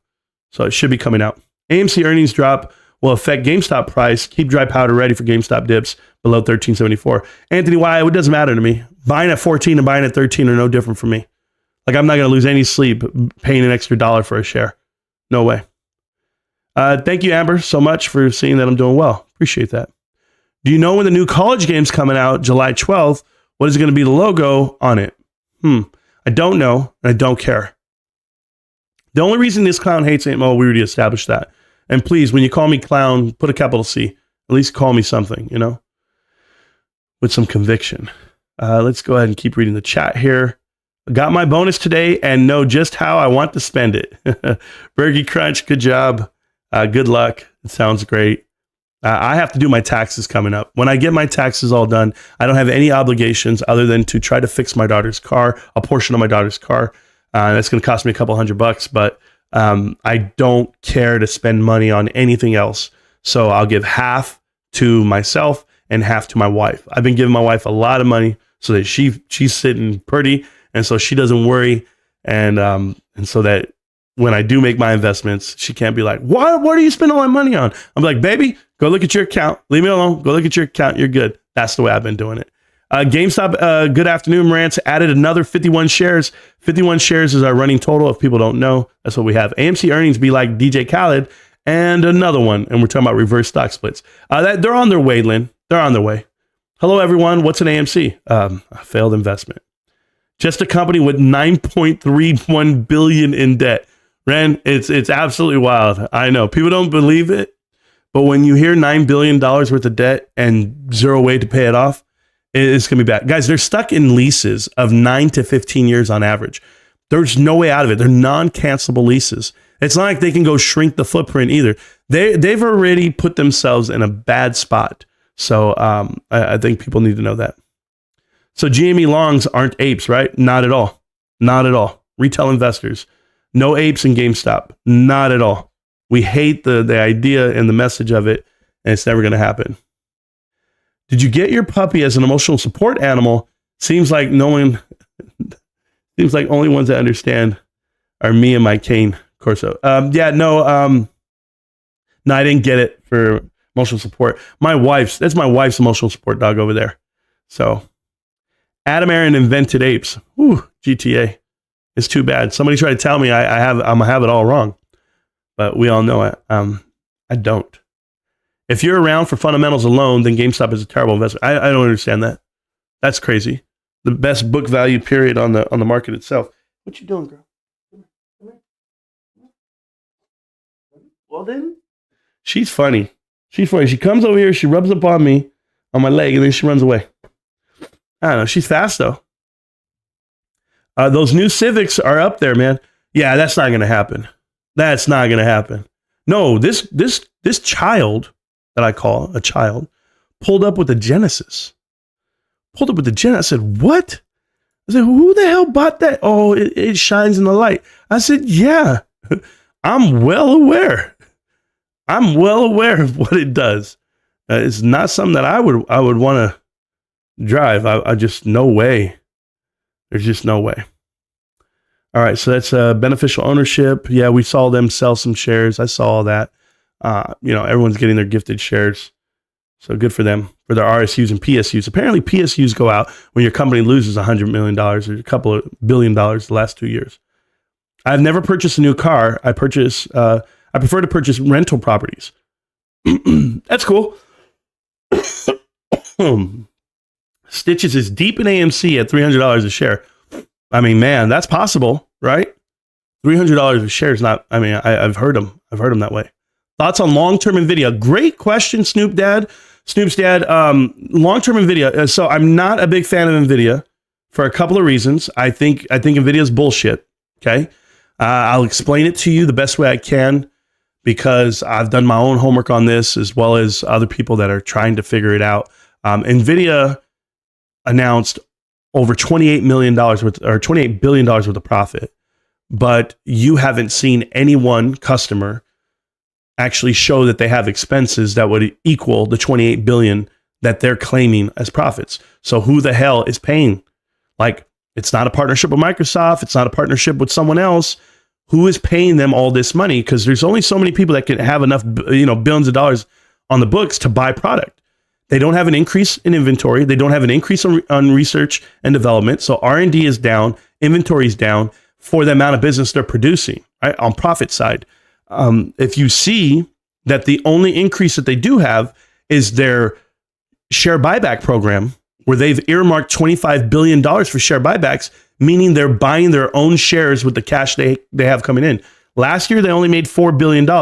And all of a sudden, they've spent that much on shares this year. Like, that's okay. If your business is growing and you're at the cusp of it and you're everything, you would be putting that money back into the business. But they're not doing that. They're literally taking their cash and spiking their own stock. Therefore, Nvidia looks like it's the greatest investment of all time, but all they're doing is using the cash that the company's paying themselves. So those executives there are going to be billionaires. Oh yeah, but off of whose back and who's willing to risk going in at the top right now. That's crazy. And I call it the top right now because $800 a share is absolutely wild. Yeah, Nvidia is not an investment that I would be making. So Nvidia is Enron. You know what? It has the makings of it. It has the makings of it. It doesn't look right for me. And I'll give you this example. The problem with Nvidia is that no one is announcing the same amount of profits that they are. So when someone competition-wise has it, and I'm talking about AI essentially. So when Intel announces and or the next company like AMD, someone out there that's doing it just like they would be, it's gonna develop a sense of competitiveness and pricing. So it's going to be deflationary. It's literally going to get sucked out. It's not going to be the valuation that you see. It's going to go from 2 trillion down to 1 trillion overnight. It's going to be in that ballpark where other companies are fighting for that competition, and people are going to be willing to pay for the same technology less. It's going to happen. It's going to happen. There's no doubt it's going to happen. You can't stay at the top of the game and grow and charge more. Like, you're charging a premium because you're ahead of the field as what they're claiming. Just fine. But it sounds like they front loaded everything they do. So either someone is out here, people are out here paying them for something that they haven't delivered yet. And that's why their numbers are so astronomical. But nobody can show me that they paid that much money to Nvidia and that their business got better and increased. No one can show that. So what are you paying all this AI for? And your business isn't showing the production of the fruit that you're paying for it. That's my problem. You can't say I invested $10 billion into AI and this was the result of it. Only one company can show results from investing into AI. That's it. Only one company. Nobody else. It's just an expense to people. I mean, that's what you're invested on, and that's what the stock price is getting popped up on. But then people think that the stock price is indicative of the movement of their AI number. It's not. Their stock price is moving because they're investing their own cash into it. It's like the biggest fake out you've ever seen. But no one wants to talk about this. No one wants to talk about the truth of what it is. Doing share buybacks in January when the stock price is at all-time high, you're buying your own stock at the peak. Share buybacks are supposed to be there to defend yourself, i.e. from invaders. When people want to come in and want to buy a portion of your company and buy 10% of it and then try to do this strong arm, you have the ability to defend yourself. But they don't even have enough cash on hand for this $25 billion buyback program. They only have $7 billion cash. So they're investing their money in marketable securities, which is fine, but you can't even do what you're asking yourself to do. So I'm helping people look at the better light for NVIDIA, but it's hard because they're being masked by the percentages of gaining. So what it could be, and this is a problem that I have, is that the Fed can be making decisions based off of how the economy looks, right? The SPY is at an all-time high, and because of this NVIDIA pump. And when you see stuff like that, the SPY's or the Fed's gonna come out and say, you know what, we're doing so well, we should make cuts on our interest rates. And when they do that, they're gonna set us right back into a depression, or a recession, because we're not doing well. If you don't think that this is an inflated market and everything's expensive and everything is inflammatory, well, that's what it is, guys. Your dollar's diluted. And so people are okay to buy value mills for $15 or buy a GameStop share for 15. What would you do? I'm still buying GameStop because I can't believe that I can get it for what a value mill is. But I'm letting you know what it comes down to and how it's all going to play out. Hey, you know what, guys? I've been talking about the stock market for 3 years here on YouTube, and you let me know what I've gotten wrong. I'm just telling you, let me know what I've gotten wrong, and I'll shut up, man. I'll sit back and I'll let you know all the things that I say could happen, would happen on this economy, on this macro environment, and tell me I'm wrong. That's it. But I'll show you connect the dots, and I'll show you about 15 stocks that we predicted correctly. So my Apple stock should be 150 instead of 181. Is everyone too expensive? Snoop, you're getting exactly where I'm coming from. You're getting exactly where I'm coming from. The only thing that's going to go up in my eyes is going to be Bitcoin. Okay, so Bitcoin is massive. And because the halving is coming, they're going to halve what's coming up on Bitcoin. The production is going to get cut in half. So the stock price is going to go up on Bitcoin, and the spot ETF is going to be happening. Let me see what I just got a message.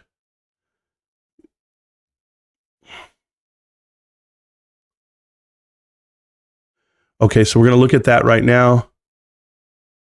Yep.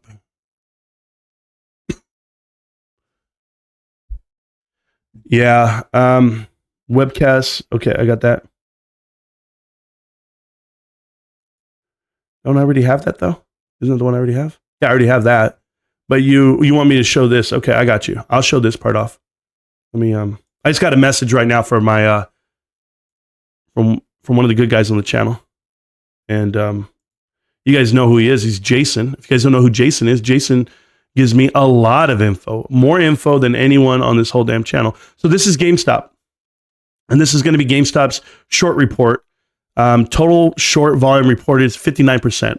So we've talked about this. I talked about this with Platinum Sparkles and Badass Trader. We just talked about this 2 days ago about how what is short reported and what is not. Okay.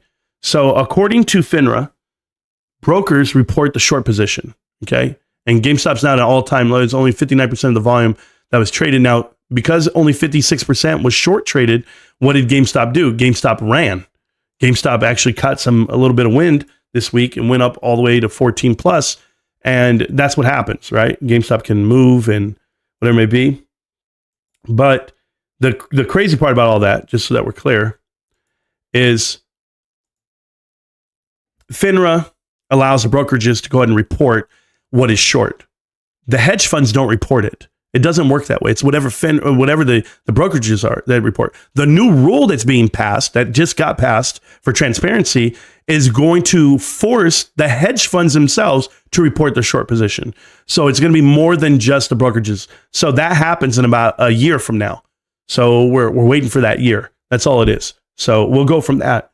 How much you making from GameStop? Andrew Gillespie. I don't know exactly what you mean by that, because I develop my wealth based off of what my core value is, right? So like, how much do I make from my house? It's whatever the value of the house is, that's attributed to the value of me. I don't need cash, Andrew. I go to work. My wife goes to work. We have money in the bank. We're okay. But yeah, my GameStop position increases every day. I buy shares every day, even when you're sleeping. Hashtag facts when they tell you that they bought at the bottom and sold at the top. I had a fake Marantz account typing to me, trying to get me into a crypto program. Oh, you know that's fake. Oh, let me tell you how much I hate cryptocurrency. I'm not a fan at all. There's nothing that I would buy on crypto. And these kids out there, they're talking like you missed something. Yeah. How's GameStop going? It's going great, though. Thank you for asking, Andrew. Appreciate you. That non-job having Kaizen legend Tonko native reporting you on TikTok. Oh, Sean Carter, I don't think they have TikToks. I don't know. And I don't really care for those gentlemen, or the lack thereof, but you know, I'll be okay. I'm not worried about it. And they probably have jobs. You know, one was a bounty hunter. The other one's a political refugee. I don't know, but they'll be okay. Ain't no car worth over 12K. Michael Tucker. You're funny, man. I don't know. I've seen some really nice vehicles. My wife wants a Ford Bronco. She literally wants a Bronco. Let me tell you guys, I walked in there, I saw it, and I said, this thing was hard top, crazy setup, and it literally was nothing that I would ever drive. And she's like, babe, I want that. And I was like, babe, that's $70,000. You're crazy. I mean, why stop there? Why stop there? But you know, the wifey's right there trying. Oh, here we go. I got the numbers. All right. So is this everything I need? This is AMC. Everything I need. Okay. So let's go right here. Numbers are out, guys. Let's go over them together. Let's kill it. All right. So first thing is John Mayweather still works there. Terrible. And so is Ryan Newton. All right. So today we're announcing the fourth quarter and the year end. So the 10K is going to be coming out. Total revenues, what I tell you, total revenues grew 23%. Sure they did. From 4.8 billion, previously 3.9 billion. So they're up about $900 million on total revenues. Net loss improved $577 million to $396 million. That means they lost $400 million essentially. A non-impairment charge of $100 million. So only $100 million of non-impairment charges. So we'll see how it goes moving forward. Adjusted net loss of $318 million, an improvement of $409 million. Guys, $300 million loss. Think about how many shares they offered of the company. They offered up the whole damn company, and they only lost $300 million. That's terrible. You can't survive this. Just a net loss. I don't care about the EBITDA talk. This doesn't matter to me. Net cash used for operating activities, $215 million, an improvement of $413 million. It's always an improvement. Stop telling me your improvements. Tell me the real numbers. Total revenue grew. We know what it grew. You can't tell me how it grew off of a what we call a COVID year. So that's terrible over there. Net loss improved to 182. No, this is all nonsense here. These aren't real numbers. You'll know the real numbers when they give you the real 10K. So they're just talking about EBITDA, blah, blah, blah, blah, blah. Adam Aron reported strong results for both the fourth quarter and full year. Strong. Apparently that's strong. They didn't even hit 5 billion. AMC revenue grew by 11.5%. They're still not telling you how much money they got from Beyonce and Taylor Swift. Has no limit. Really? It's done. They're not showing them anymore, so I don't understand that either. Traction. AMC reduced its principal balance of its debt, $448 million. We also paid off the lion's share of our remaining deferred rent obligations. Oh, wow. So they serviced their debt, $400 million. Guys, they owe $5 billion. They paid off $400 million. And they diluted their company 2.5 billion shares worth of it. This is crazy. Also raised $865 million gross cash proceeds through the sale of equity. They raised $865 million of equity. $865 million and still lost $300 million for the year. They're not even profitable. Not even profitable. I don't care about that. Just think Barbie and Oppenheimer and Taylor Swift. I'm thinking about it. I'm thinking about it a lot. I'm thinking about how you have the worst. They have the worst. That was everything right there, right? Is that all he's going to do? They're terrible, bros. It's not great. It's not. If somebody actually is starting to buy this stock based off of what you see right here, I have more. I have way more to put out here. So here we go. All right. So got all that. So here we go. Revenue, net loss. We know they lost. Doesn't matter. For the year, they lost, again, $396 million, $400 million. Right here, this is what I want to see. Attendance. So the Taylor Swift attendance picked them up for the period, 51,000. And for the year, based off the COVID year previously, 239 million, right? Or is that 239,000? Is that what it is? It's in millions. So that's how many tickets were sold as fully, 239 for the whole year. Guys, they used to do 300, 400. US markets alone, 169. It's just not there. It's just not there what you want to be there. You have to know better than just the numbers they show you. They're only showing you the 2 years on purpose, guys. They only show you the 2 years. Don't worry, I'll show you all 5 years tomorrow. And you'll see exactly what I'm talking about. Restricted cash, $27 million. 48 million shares, guys. Think about this. In the fourth quarter, they sold off 48 million shares for $350 million. Right there. Repurchased 50 million aggregate principal of the, okay. So senior notes, secondary senior notes for $40 million. So good for you. So a discount. They're always excited about the discount they got on the debt they did. Trust me, there's no discount here. They've already made payments on interest for years and years and years. Another secondary loan of $105 million. So out of the 100, whatever this is, this 350 million, they spent 150 million on 145 million on the debt itself. Pretty good, Adam. Pretty good, Adam. You paid off 150 million. Let me see this really quick. 88 million AMC shares is what you sold off, and 17 million ape shares. So those 88 million AMC shares are actually a 10-to-1. Okay, 10-to-1, meaning 880 million shares total, Class A shares. Reduction right here from 215, and they got it for 140. Oh, what a discount. He's going to say all this shit? This is terrible. Purchased a $4 million principal of 5%. Why is he buying all the small ones, the near-term ones? I'm talking about 2026. He's literally servicing the debt just enough to keep him alive. I can go get it somewhere. Where can I get it? Is it here? Isn't it under the news and events or the press releases? There we go. Right here. Boom, boom, boom. There it is. Don't care about that. Can I just go get the whole 10K?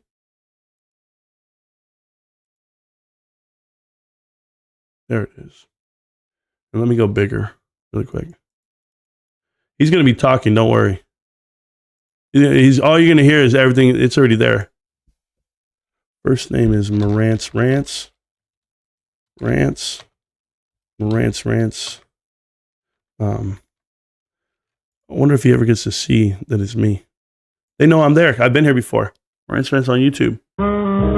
Oh, yeah. Mute him. He's not live till 2 o'clock. We got 20 minutes. So I'm going to go over this really quick. All right, I saw all that. Don't care. Don't care about that. Right here. Let me see what I have. So admissions, they made more on admissions. Good, they have more people. Good. Nope, don't care about that. Exhibition costs went down. Huh. That's good. Let me tell you right now, that's good. Well, it went down for the quarter. Maybe they weren't buying movies, but they went up for the year. Oh, gross. Oh, that's so gross. Okay. Food and beverage went up, but good because they had more. Operating expense went up. That sucks, man. How do you go up? How do you go up on operating expense? Good job on rent. But you went up $170 million. Overpaid executives. That's all I can tell you. Man, that sucks. Operating costs up $400 million in operating costs. It's going to be hard to make a profit. Total revenues and operating. Guys, just so that we're clear. Operating costs on the movie theater, okay? Total revenues, and this is what they don't tell you. This is stuff they don't tell you. Their total revenues are $4.8 billion. Their operating costs are almost $4.9 billion. So they're already negative, period. So they're negative $73 million for the year. And they have an expense on the income itself of $70 million as well. So it's doubled. Corporate borrowings, $669 million. They still have to pay interest on all this. I mean, they're still just terrible, guys. Negative 300 million, or are they trying to tell me positive? It's not positive. That's the whole amount that's going to go negative right now. It does it backwards. So right here, $396 million lost for the year. I don't know why Adam Air can sit here and tell you that it's a good number at $400 million loss because it's less than last year. But I ask you, and I'm going to ask everyone this year, I just showed you quarter one. If you guys did not see it, quarter one on their report, how bad it is for domestic box office. They're going to come in upside down. There's nothing you can do. Jay says, for the GameStop kids, brother, great week. As always, legend. Well, thank you so much, Jay, for the support of the channel. Appreciate you. And yes, they're going to get gift cards without a doubt. And they're going to have a good time. But here's the thing. There's no way that you can explain to me how this company is losing $400 million and think they're going to be in business. They're just not going to be, guys. You realize the covenants are coming back onto this company. The covenants are getting reestablished and right now, next month in March. So everything's going to go really bad for them. Look at this number, $4.5 billion worth of debt on that cash and cash equivalents. They're in big trouble, guys. The stockholder deficit right here, shareholder deficit of $1.8 billion. They can buy into that. They can offer up shares, but at what point are you getting back the value as being an investor? There's no way that you should be holding on to this stock. It's only going to get diluted more so they can pay off this 1.8 billion. They're going to lose 500 million unless they offer shares. The box office doesn't make the money. I'm showing you what domestic box office is this quarter. Domestic box office this quarter right now, quarter one, is at $800 million. I'm talking about total domestic box office. How in the hell are you going to be able to pay for that? You can't. You can't. Net cash used for operating activities, $777 million, double what they did last year. Why would they be spending money? Why would they be using money? Like, why can't they just cut out spending money? Like, they haven't figured this part out. They just keep offering shares, and there's nothing they can do. Nothing they can do. 2022, you barely beat out 2022 on attendance. Unfortunate. Nope. Closures and openings. So they opened 45 new ones? What? That is wild. They're still expanding? No, this can't be real, bro. He can't be doing this. It just can't be real. Oh, man. It's painful. Painful to watch. Don't care about that. Don't care about concessions. He'll paint all the picture for all this. Just cap expenditures. You spent 167. Good. You need to fix up your place. But 225 million? Let's see what we have here. Just seeing any red flags other than the obvious. You lost $400 million and people are trying to paint this as being a good thing. That's crazy. 400 million. Oh, right here. Here we go. What does this say? Interest expense during the year that ended blah, blah, blah, primarily includes $15 million gain. Negative. That's negative number. Okay. Loss on the sale of our investment in the Saudi, which they did. Good. Partially offset by our HYMC of $6 million. And it's down to $6 million. We know. Oh my goodness. Yeah, we know about that. Bro, they're losing so much money on this HYMC. And I say so much money because $25 million put in is too much money for them. They can't spend money. They're not allowed to spend money. Like somebody needs to go over there and take away their credit cards. Just shut it down. Shut down Adam Aaron's spending spree, flying around the country. Like, he's got to stop all of that. You can't do it, bro. How is that even possible? What in the world? Total cap expenditures. They spent more money this year than last year. Man, Like at some point, you got to put some money under the pillow. Oh, he doesn't have to. There's nothing coming out of this. I wish they would show you like at least 3 years on this. This is a 10K, right? 10K should be showing you 5 years, 3 years, not just the 2 years, not last year and this year. No way. Give you a real example of what's happening here. But it's hard because of COVID was shut down. So they never really want to show you. That's the problem. But yeah, so they don't make money. They're not profitable. We'll just put that out there. Even with Taylor Swift and Beyonce, they didn't make money. They didn't make a profit. And that's a problem. The only profit they made, the only type of profit they had coming in was because of the offerings. It's the only thing that got them money on the table. I'm going to start reading the chat in a minute, but I just want to look at this number really quick, but right back at the top again. So revenue was here. Net loss was here. So they lost $182 million. But yet you had Taylor Swift. What are we talking about? You had Beyonce. And he still lost $180 million in a quarter. Like, I don't get it. All right. Well, hey, this is a great investment for somebody. Let's go see if the stock market thinks it is. I'm looking at, well, Costco 747, guys. Costco hit 751 today. I don't know what to tell y'all. I don't know why I live here. Let's see what we got. AMC. Oh, yeah. See? So people saw $400 million and they know exactly what it was. It already went tanking down. Awesome. So, let's show you. No. I'll show it to you like this. I'll get it. Right there. So there's AMC, guys. Already going down and then picking back up. This is terrible for anyone who's in it. $4.55. I told you what was going to happen with this company. And I called this months ago, years ago. And there's no doubt. So let me read the chat. Let me get to you guys. I'll have the live stream on the call. I'm on the call already with Adam Aaron. It's still doing its thing. So it starts in 10 minutes, it says. So I'll just read the chat for 10 minutes. We'll go from there. All right, AMC results are out. AMC is out. There you go, AMC. Yeah, they lost everything. Adjusted earnings per share, they only lost 54 cents per share. So that beats out the 70 estimate. Oh, wow. Wow, I mean, it's just a beat, double beat. CSI says, why did they lose so much money? GME should partner with Tesla.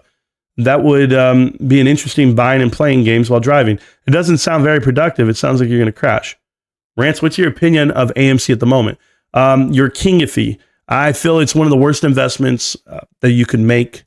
I'm not a big fan of private equity and how they manipulate outcomes.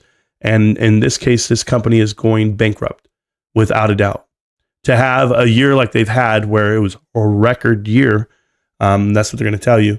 Unfortunately, it's 25 years behind. If you look at the domestic box office, it's performing at the lowest level it's performed since 2000.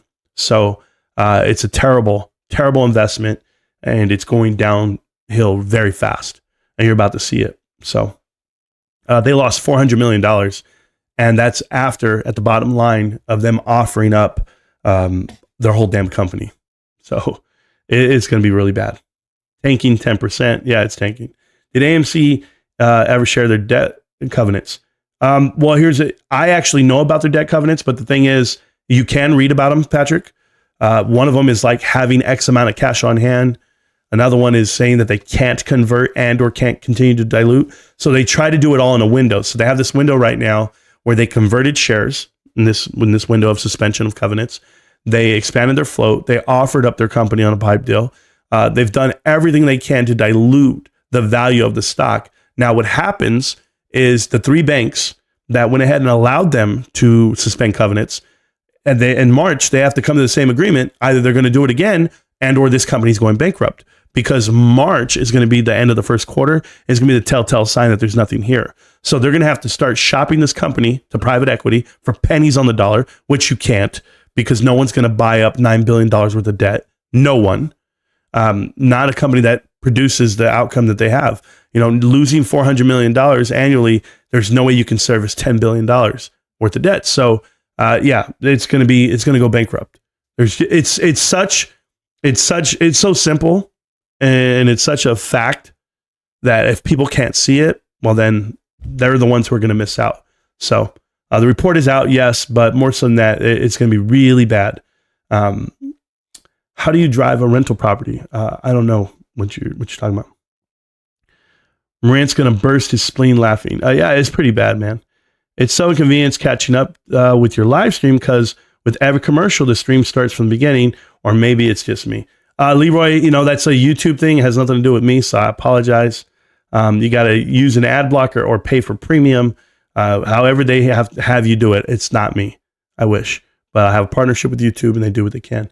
The $287 million loss in quarter four, 2022, adjusted net loss was $118 million, an improvement of 34 compared to, I don't even know. Guys, they can tell me adjust, and compare to, go compare it to 2019, 2018, 2017, 16, and 15. Go. I promise you right now, you can't even imagine. You can't even imagine this number of, watch this, of, what was the number? 4.8 billion.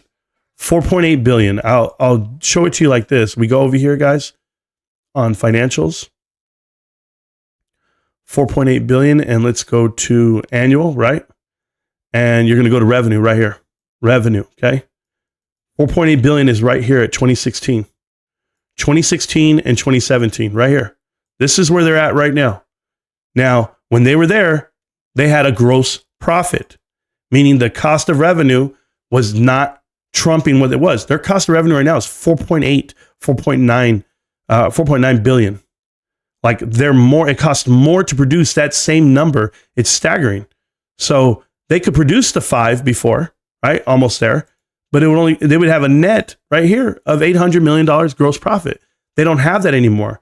And that's because their SG&A is so high, and their operating expenses, it's an amazing amount of money. But look at they had an operating income back then, and literally positive in the operating income mark, but it wasn't nearly what you need to run a multi-billion-dollar company.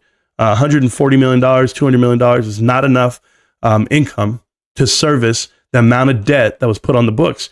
And guys, if you think it's just this $4 billion here, you're completely wrong that it's just COVID. Go back to 2013. When you see back here, they already had all the debt in the world.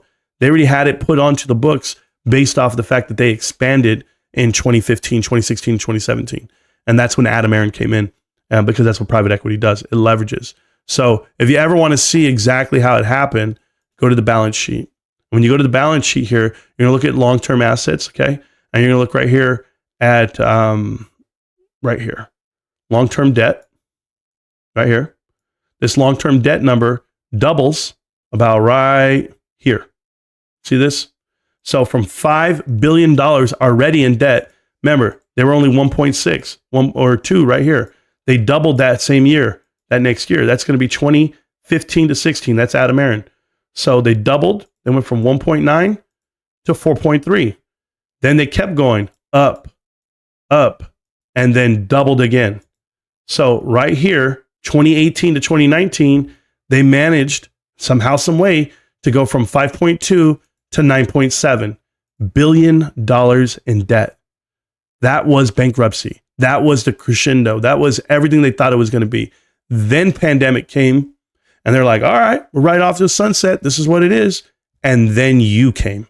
You came and you saved the world in 2021, thinking you were saving GameStop by buying into AMC. It's your own damn fault. But hey, you don't think I know this damn record? I know the track, and I'm not even showing it to you because I'm looking at the damn thing. No, not that number. This number right here. Apologize, guys. So right here, we're going to look at this just so that we're clear. Long-term debt right here. You see this number here? 5.2 billion to 9.7. That's in 2019, 2018 to 2019. Okay. Adam Aaron. Then you go over here, 1.9 billion when Adam Aaron got there to 4.3 billion. Doubled it. Double the debt the minute you walk in. So from here to here, double. Then from here to here, double. That was the knockout blow. Now you're telling me you're going to be able to pay this off and you're losing $400 million a year? There's no way. There's no way. It's over. I wish it were different, but it's not going to be different. All right. So we'll look at the chart while the live stream plays whenever he starts talking. And yeah, it's that bad, guys. So, I mean, but you shorts want to buy it. You know, you supporters want to buy it at 450 a share. There's so many people, I guess, in it. I doubt it. I don't think there's real support behind it. So I'll keep reading the chat, though. We'll go from there. Loss reduction. I never want to hear that crap either. This is not a company that's planned to go anywhere. One, they're not shrinking. It's not a value stock. They're not trying to remap out their whole life. They're not doing that. They can't. They don't have the ability to shrink. So that's the first thing. Okay. And they can't grow. And they're still growing for whatever reason. They're stupid. But hey, you got GameStop wrong. End of story. Really? Yeah, I hope you're here next month, George Wells. I really hope you're here so you can figure out how wrong I am about GameStop. Got GameStop right. And it's going to be right for the next decade. And you'll figure that out. AMC down 7%. This is pre-recorded. It's not pre-recorded. I was looking at something else. This clown Adam Aaron going to say more BS and bring down the stock. Yes, he is, Andrew. Who and how is all the energy coming from the power of NVIDIA? Yeah, that's my point. AMC earnings out 2 hours ago. Marantz still ranting. Yeah, probably. Company is going to the sinkhole. I knew my 10 grand would be gone, so I'm all right. I bought Bitcoin, GameStop, and a lot of different other stats. Well, good for you. Just came back to check in to see what the sack of diabetes has to say. Oh, you're welcome, bro. Yeah, I'm down how much? 50%? Is that what you said? Pretty much. I mean, if you think about it, I think it's 50. I was at 49%, just a couple of days ago on GameStop. That's not, I mean, we're getting better every day, bro. Ammo, please drop the ban hammer on Blue BD. No, I don't care, man. You don't have to drop a hammer on these guys. Let them. Show the debt covenants, and I will show you AMC's every move until bankruptcy. Yeah, it's about to be crazy. It's about to be crazy, Patrick, when those covenants come back into play. Matter of fact, what I'll do is I'll go and look for them again, because I've had them in the past, and I'll make a video about it, because it's going to happen. Adam Aaron is in big trouble, guys. Big trouble, because those covenants are coming. 100 million market cap just sat out the door after hours. Yeah, did it just walk out? That's possible. Ain't looking good, bro. Yeah, we know. The company just does not make money, man. No, they could never. AMC could cash their whole market cap and it would be out of business in 6 months. Faster than that. You give them too much credit. How much to make money off this so-called famous delicious popcorn? What are you talking about popcorn? How about that credit card, bro? Don't you know every charge on the credit card is going straight to the bank of them? They got new revenue streams. They got apparel. They got popcorn. Damn, they've got everything. Lost 400 million and never buy shares. That's who I want running my company. The snake strikes again. Exactly, High Rider. That's exactly correct. All right, here we go. The call's in. So let's go to the call.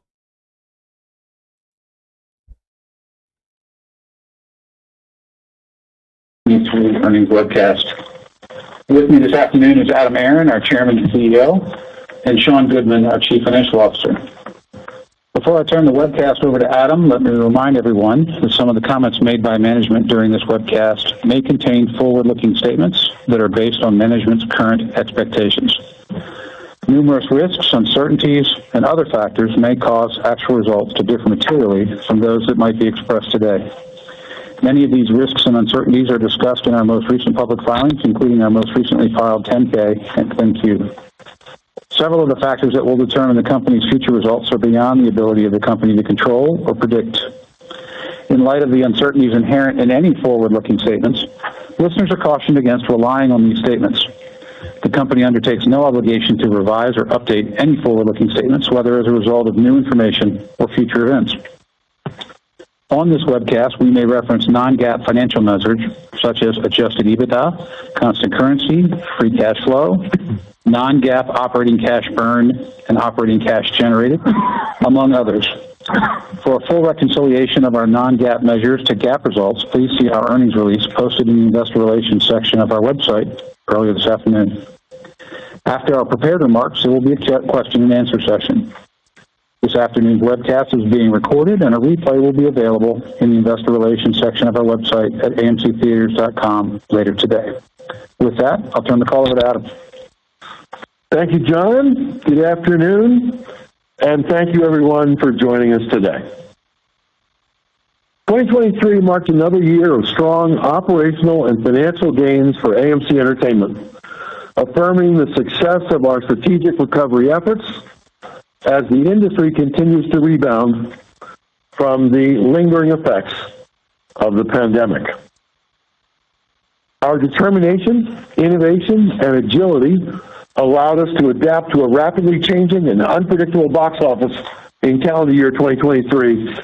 And once again, it allowed AMC to defy Wall Street's expectations, beating FactSet and Refinitiv consensus estimates in Q4 and for full year 2023 for revenue, adjusted EBITDA, adjusted net income, and adjusted earnings per share. As a result of our actions, global attendance at AMC theaters in 2023 tallied nearly 240 million guests, up 19% over the prior year, and marking the highest annual attendance in the post-pandemic era for AMC. When you couple our 2023 attendance growth with our all-time record-setting admissions revenue and our all-time record-setting food and beverage revenues per patron, AMC's annual revenues grew by 23%, exceeding $4.8 billion in 2023, and our adjusted EBITDA improved by $379 million to $426 million in 2023. It was the highest level for adjusted EBITDA in 4 years, the highest revenues for AMC in 4 years, and in fact, our adjusted EBITDA was up more than 9 times what it was just a year earlier in calendar year 2022. Unquestionably, our positive recovery trajectory continued in 2023. Not enough for where we hope to eventually wind up in the year ahead or the years ahead, but encouraging progress again was made. We're also proud that when you look at the magnitude of our revenue and adjusted EBITDA increases, AMC is outshining several of our largest and most important key competitors in the U.S. and in Europe.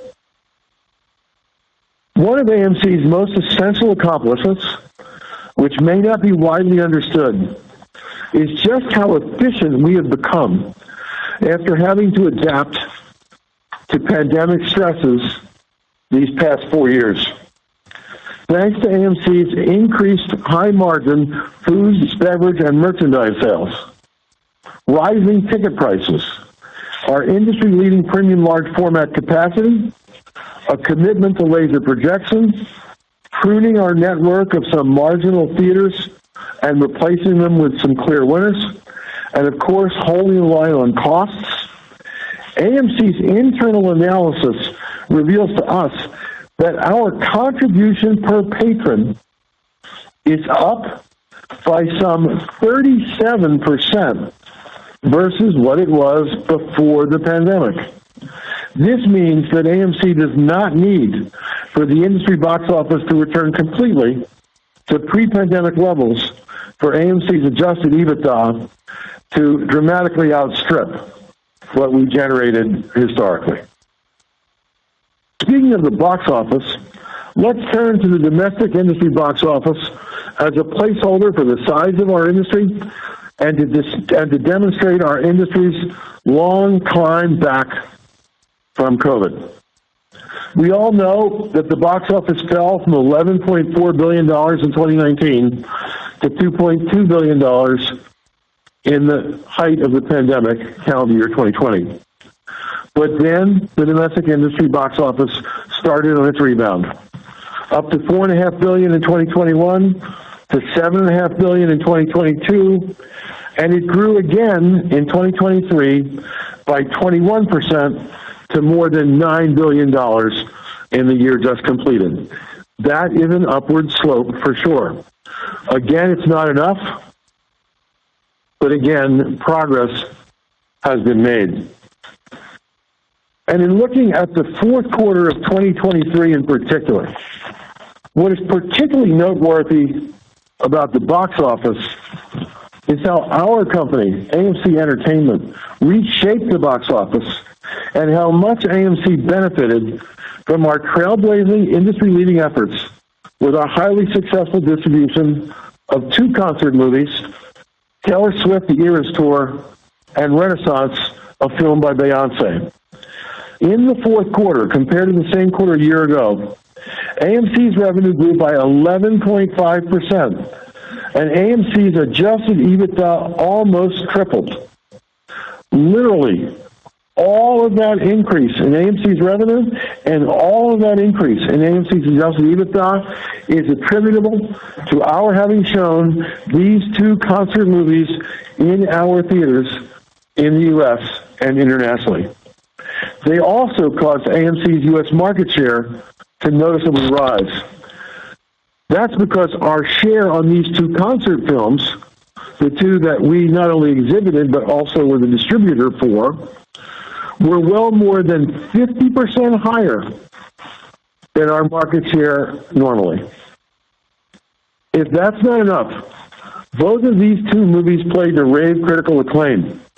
Each received a rare A+ cinema score, and the Rotten Tomatoes response was astronomical, with Taylor's film scoring a 99.98 and Beyonce's film scoring a 97.99. With some $213 million in domestic ticket sales within Q4, these 2 movies added greatly, not only to AMC's bottom line, but to movie theater success across our entire industry, as just these 2 films represented fully 1/9 of the complete fourth quarter domestic industry-wide box office. 1/9 from our 2 movies. Taylor's movie in particular was the single highest grossing movie of them all within the fourth quarter at the domestic box office. And worldwide, at $275 million of gross, Taylor's film also was the highest grossing concert film of all time and the highest grossing documentary of all time. It's hard to believe, but it's true. Only Universal and Warner significantly outgrossed AMC Theaters' distribution domestically in the fourth quarter of 2023. With just these 2 movies, AMC Theaters' distribution had a domestic box office gross during the months of October, November, and December of 23 that was only 1.6% less than that of industry behemoth Disney. And our 2 films domestically outgrossed all of what was offered theatrically in the quarter by Paramount, by Sony, by Lionsgate, or by any of the other smaller movie makers. This is a stunning result, given that neither of these films were on anyone's drawing board until mid-year, and that they were the first movies ever distributed by AMC in our entire 103-year history. What a triumph for our company. To that end, it is no surprise then that our praise for Taylor Swift and for Beyonce Knowles Carter has no limit. And you will surely understand why we offer our boundless thanks to these 2 world-class artists for entrusting AMC to collaborate with them as to the theatrical exhibition of their 2 masterpiece creations.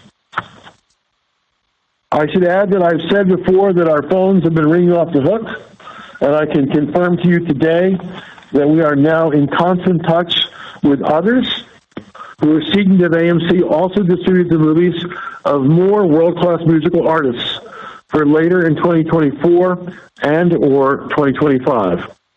This blending of great musicians and movie theaters is an innovation for AMC that should and will continue into the future.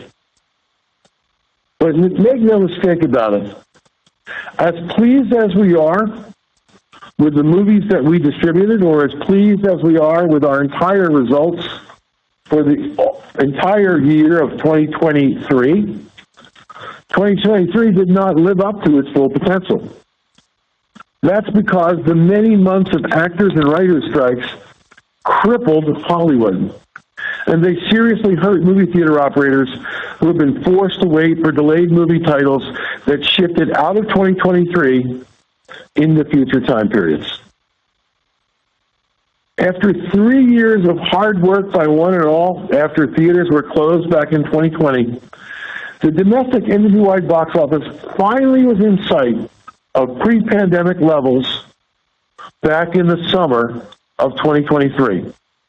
At the peak of the summer of 23, the July 23 domestic box office was actually up 6% above July of 2019, the last July pre-pandemic. And in that summer quarter of 2023, AMC generated the highest third quarter adjusted EBITDA ever.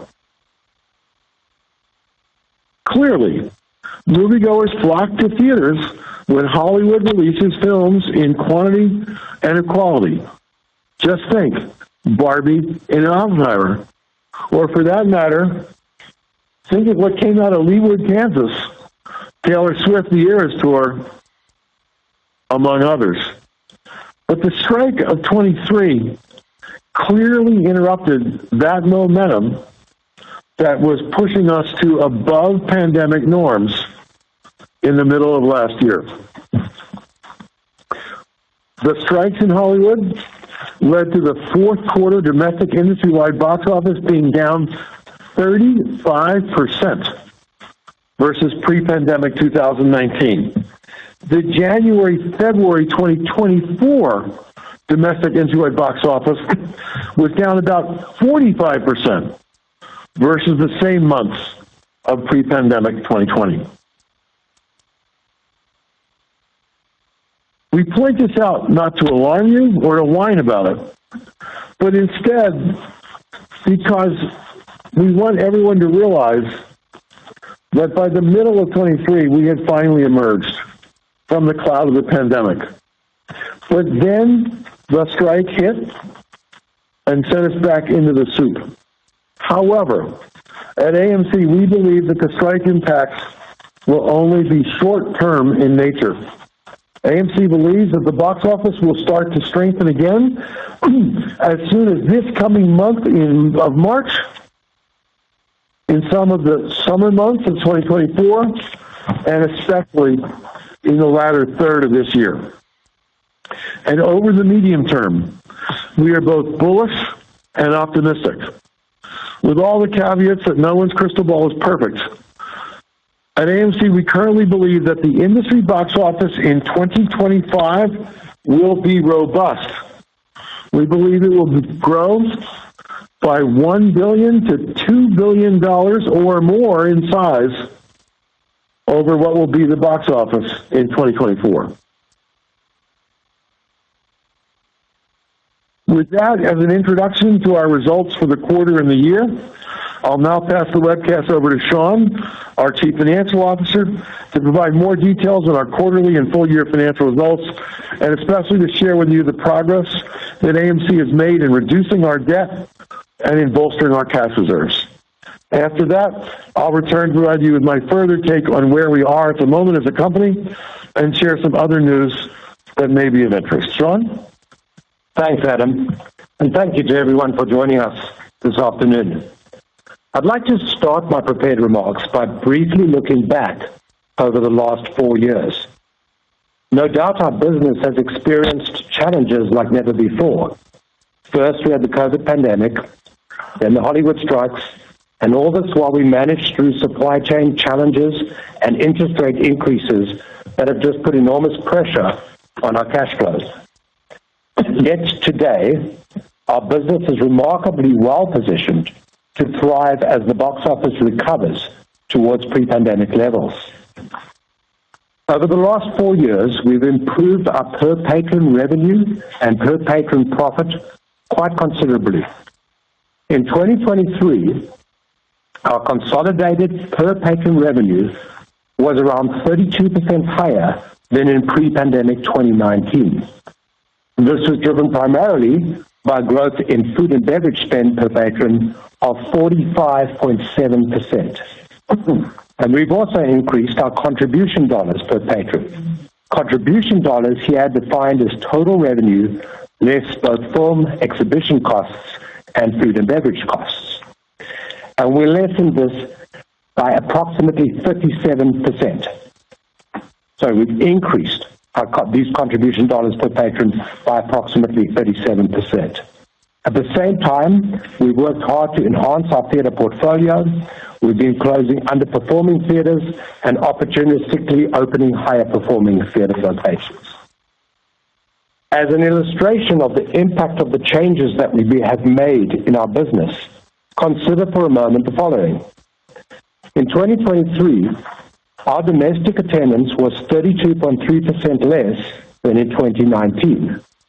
At the same time, we were able to keep revenue per screen flat in 2019 and increase our contribution dollars per screen by approximately 4.3%. So with 32% lower attendance, our contribution dollars per screen actually increased by 4.3%. The consolidated statistics I've quoted are in constant currency and help explain why we believe that A, the box office does not need to get all the way back to pre-pandemic levels for us to achieve pre-pandemic adjusted EBITDA. And B, at pre-pandemic box office levels, we should be able to achieve higher adjusted EBITDA than we were able to before the pandemic. And finally, looking back over the last 4 years, we have very actively worked to strengthen our balance sheet by reducing debt and increasing liquidity. It's worth noting that the total principal amount of our corporate borrowings and finance leases at December 31, 2023 was $4.56 billion. This is approximately $451 million lower than 4 years ago at December 31, 2019. And our net debt at December 31, 2023, net debt defined as total corporate borrowings and finance leases less available cash. This number was nearly $1.1 billion lower than 4 years ago at December 31, 2019, prior to the devastating impact of COVID on our industry. At the same time, it's also worth noting that given pressure from a rising... I can't wait to prove to you guys how stupid they are, or how stupid he thinks you are. I'm going to show you exactly what I'm talking about in a minute. Our interest expense during 2023 was approximately $70 million higher than in 2019. Now to the results for 2023. AMC generated more than $4.8 billion in consolidated revenue for the year, marking a solid 23% increase compared to 2022. Likewise, adjusted EBITDA increased more than ninefold compared to 2022 to $426 million. And for the first time since 2019, we achieved positive adjusted EBITDA in all 4 quarters of the year. Now, looking specifically at the fourth quarter of 2023 compared to last year, the North American box office grew by nearly 5%, with Taylor Swift's The Eras Tour, distributed by AMC, leading the way. With market share gains, in part from the success of The Eras Tour, and very strong food and beverage per patron growth, our fourth quarter consolidated revenue increased by 11.5% to $1.1 billion. Domestic revenue in Q4 increased by 12.9% as a result of record-setting admissions revenue per patron of $12.83, This is 5% higher than a year ago, and record food and beverage revenue per patron of $8.31. This is an increase of 7.1% compared to 2022. It should also be noted that other revenue grew in total by approximately 32%, this driven by distribution fees associated with the concert movies, together with increases in retail popcorn sales and sales of movie-themed and AMC-branded merchandise. In our international business, competitive dynamics limited our ability to take price increases without adversely impacting market share. Attendance in the quarter increased by 3.9%, and on a constant currency basis, revenue increased by 2.5%, with admissions revenue per patron decreasing by 1.4% to $9.27, and food and beverage revenue per patron growing slightly to $4.38. Other revenue was in line with last year's fourth quarter. Now moving to cash flow and the balance sheet. We ended the quarter with cash and cash equivalents of $884.3 million. For the full year, non-GAAP operating cash generated, which is a measure representing cash flow from operations after deducting capital expenditures and before both debt servicing costs and deferred rent payback, this was a positive $68.3 million, a $362 million improvement compared to last year. For the fourth quarter, non-GAAP operating cash burn was less than $1 million. CapEx net of landlord contributions was $64.2 million in the fourth quarter, bringing the year-to-date net CapEx spend to $201.7 million, right at the midpoint of our 2023 net CapEx guidance. We expect net CapEx in 2024 to be in the range of $175 to $225 million. From a theater perspective, we continue to actively manage our footprint, and during the fourth quarter, we added 2 new high-performing theaters and closed 9 underperforming locations.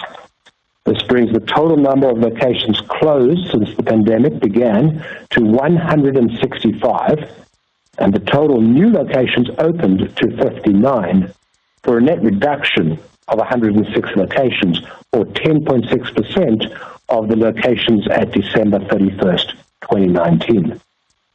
Going forward, as we continue to rationalize the theater portfolio, we will also continue to invest in our circus to enhance the guest experience. To ensure our ongoing recovery and ability to thrive as our industry grows, our top 2 capital allocation priorities must remain the same. 1, we must ensure that we have sufficient liquidity to manage through this recovery phase, including the impact of last year's Hollywood strikes. And 2, we must strengthen our balance sheet by extending debt maturities and improving our financial leverage, thereby reducing our debt servicing costs. During the fourth quarter, we successfully raised $350 million of gross equity capital. We then repurchased $50 million of debt at an average discount of 20%. We exchanged $105 million of debt for roughly 14.2 million shares of common stock, and we repaid $17.9 million of deferred rent. The deferred rent balance at the end of 2023 was $56.3 million, and we plan to reduce this balance by another approximately $20 million by the end of 2024. Overall, since the beginning of 2023, we have raised $865 million of gross equity capital. We've lowered the principal value of our debt and finance leases by $466 million. We did this through debt repurchases or exchanges of debt for equity, and we have repaid $101 million of deferred rent. This all for a total reduction of debt and deferred rent of $567 million. The debt reduction since the beginning of 2023 has lowered our future annual cash interest expense by approximately $44 million. All told, as of today, we have reduced our debt and deferred rent liabilities by approximately $958 million since the beginning of 2022, so over the last 2 years. Having the flexibility to raise equity capital has been critical to our survival, and it has allowed us to seize opportunities to strengthen our balance sheet and build a foundation from which to thrive as the film exhibition industry recovers. The capital markets actions that we took during 2023 have positioned us to face with confidence the probability of a relatively weak near-term box office, especially during the first half of 2024. While the box office for the first half of the year will likely underperform last year, we are increasingly optimistic about the outlook for the latter half of 2024, and the film slate for 2025 looks incredibly exciting. And now I'll hand the webcast back over to Adam. Thank you, Sean. As I said earlier, and as our financial results prove, 2023 was clearly another year of recovery and improved performance for AMC. But it was not a good year for our shareholders. Adjusted for stock splits, the AMC share price has fallen to a fraction of where it was as recently as last summer.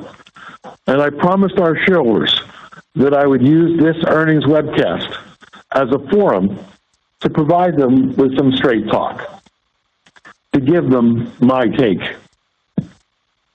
So here's my take.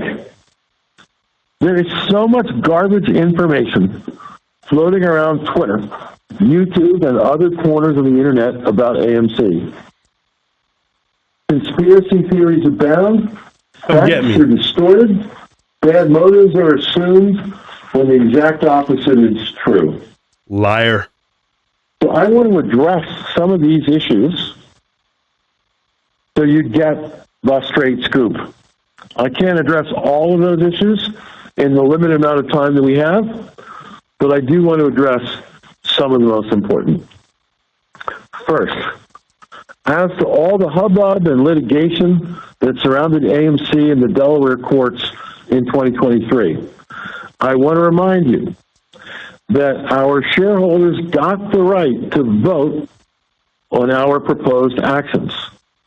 And not only did the preferred shareholders vote in favor of what we did last year, but also of the common shareholders who voted, their count also was in the affirmative by a wide 72 to 28 margin. Then the Delaware courts ruled that the company could settle the litigation surrounding those shareholder votes and proceed to implement exactly as our shareholders voted. Second, as to dilution. Yeah. Back in the summer of 2021, a long time ago, when you were alive, it was clear that shareholder sentiment was not wholly supportive of more equity sales. We said there would be no more in 2021. Here he goes blaming and you. We kept our word. Some critics, assigning us bad motives, were convinced that we would start more equity sales in the very first week of 2022, since the commitment we made only incorporated 2021. But they were wrong. We sat on the sidelines for almost 8 months in 2022.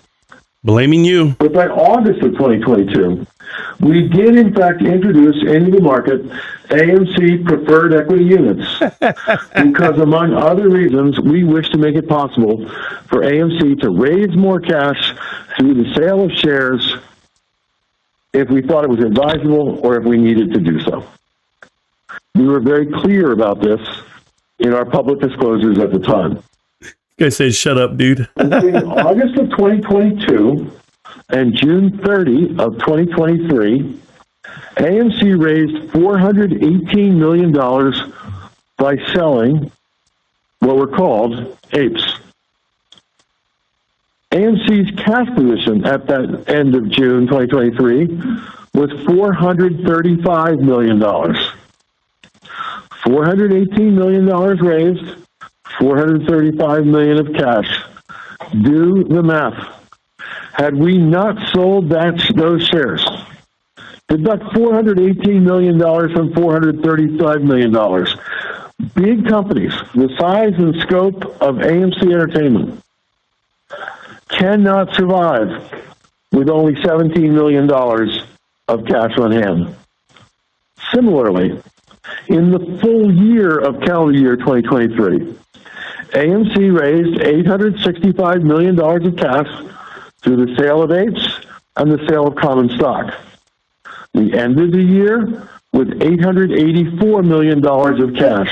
You saying what I'm saying? $865 million raised, $884 million of year-ending cash.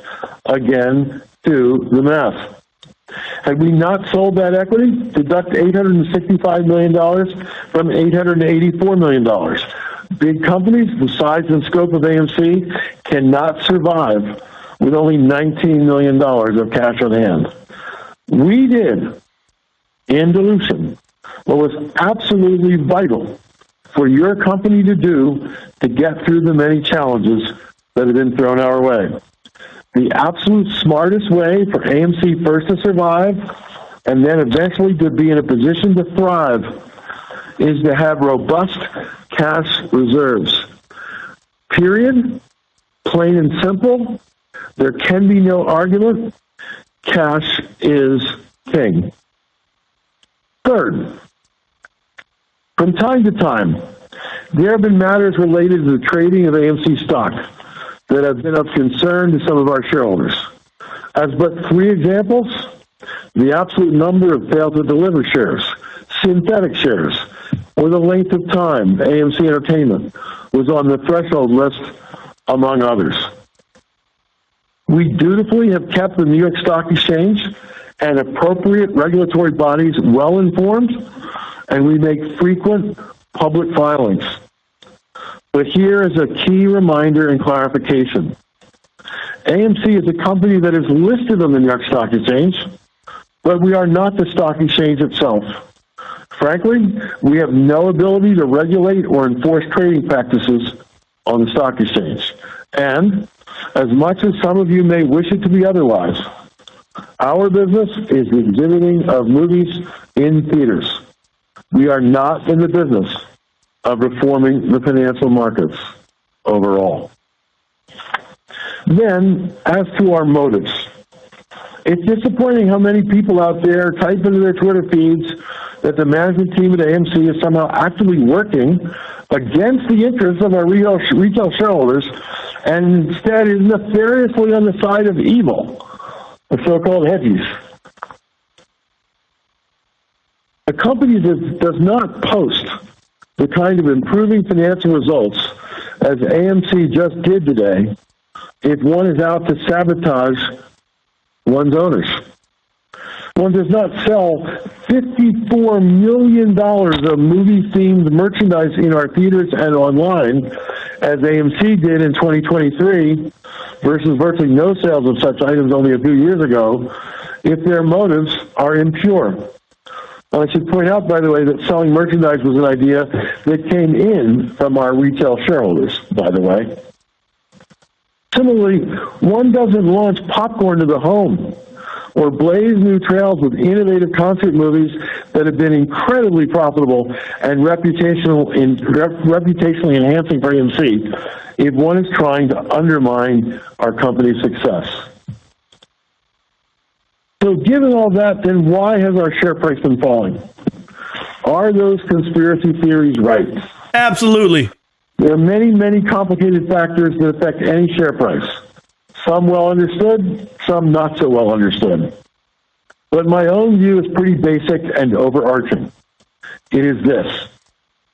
It has taken way too long for the entire movie theater industry, including AMC, to recover in attendance or to recover financially from the impact of COVID. Is he going to file for bankruptcy right here? Let's go. Adjusted EBITDA in the summer of 2023 was returning to more acceptable pre-COVID levels. No one needed for the movie industry to be paralyzed by debilitating strikes, which will temporarily challenge AMC earnings in 2024.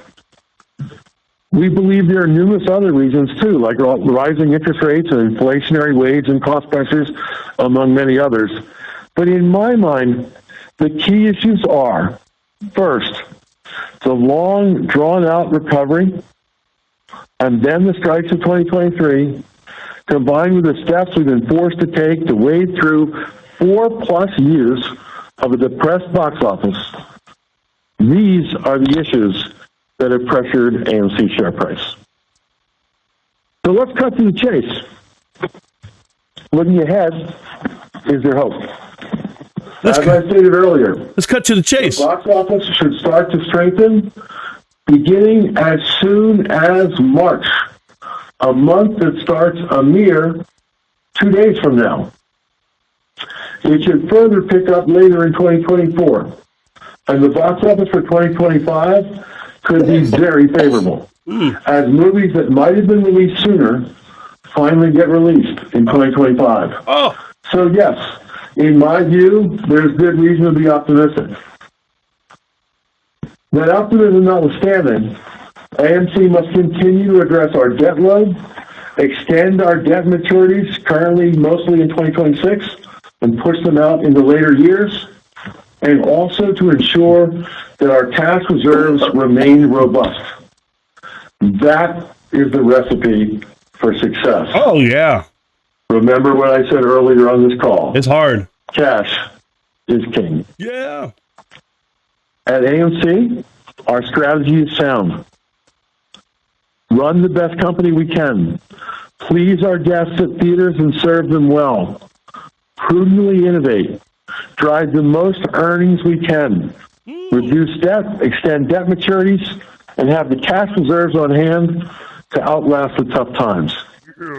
Doing all that, which is what AMC has been doing so well over these past several years, is what makes me optimistic and confident about the future.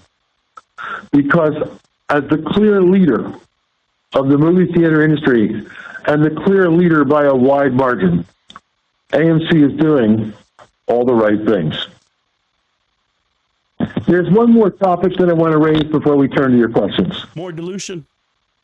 And that is our interests, meaning the interests of our shareholders, and my interests as CEO of the company and as a shareholder myself are perfectly aligned. Oh. I personally am AMC's largest retail shareholder. Nobody wants to own this shit. As your shares rise in value, so do mine rise. As your shares fall in value, so do mine fall. In the last 6 months, as the AMC share price has dropped, I personally have lost tens of millions of dollars in the value of my AMC shareholdings and in my granted but unvested stock. This fool didn't buy a single share. I assure you that focuses the mind. He was given the shares. Office, I share in your frustration, I feel your pain, and I'm heavily incentivized to get the value of your AMC shares back on the right track. In the past 2+ years, I have been a holder of AMC stock, not a seller. Indeed, I have not sold a single AMC share since January of 2022. While I have forfeited granted shares on the same day as they vest to pay the federal and state income tax withholdings that are immediately due upon that vesting, I have not sold even one share in the marketplace, not one share in the last 25 months. I wrote often on Twitter that I ride with you. I am a shareholder. I am holding. I'm not selling. I ride with you. I mean, this is so bullshit. When you get well financially with AMC, I will too. Yeah, but they won't. But if you're hurting from that investment, I believe that I too should be hurting with you as well. This guy made $100 million already. To prove that these words are not hollow, and to show executive leadership from someone who is in your foxhole, I want you to know that I recommended last week to the AMC Board of Directors that for the next 12 months, starting right now, my target compensation should be substantially reduced. while my actual compensation can be at the target, below the target, or above the target based on the company's financial results, the board and I agreed that my target compensation will go down right now as we move forward by 25% versus the previous year's target. Oh, thank God. And maybe even more relevance, if you compare my new lowered target compensation against my actual compensation for the past year, as most recently publicly reported, that's actually a 50% reduction in my potential compensation in the year ahead. So relatable, guys. It's going to go from 27 million to 13 million. That is what a CEO of a company like yours should do, because I mean it when I say that I ride with you. You now know what I think. 2023 was a year of superb achievement and innovation at AMC. Unfortunately, AMC starts out 24 with $884 million of cash. Cash is king. I've said it multiple times, and that is the guiding philosophy that has caused this company to stay in a leadership posture no matter what the world threw at us starting at 2020 and since. While the box office took a 5-month downturn starting in October of 2023 because of the long strikes in Hollywood, things will pick up considerably soon, and then again later in 2024. And 2025, which in the grand scheme of things is right around the corner, could be a gangbusters year, both for our industry and for AMC as a company. We are in this together, you and I, and here's hoping that we all are smiling as we head into next year. With that, Sean, let's move to questions from analysts and from our shareholders. Yeah, questions. Yes, hi. Thank you. Great, I've got a question. Ladies and gentlemen, at this time, we'll conduct our question and answer session. If you would like to ask a question, please press *1 on your telephone keypad. A confirmation tone will indicate that your line is in the question queue. You may press *2 if you would like to remove your question from the queue.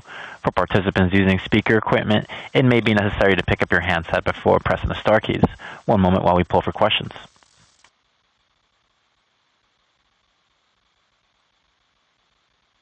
And our first question comes from Eric Wold with B. Riley Securities. Please state your question. Hey, good afternoon. Thanks for taking my call. Adam, I want to go back to kind of one of the parts of the business that's, I think probably not as talked about, the distribution business. I think, one of the knocks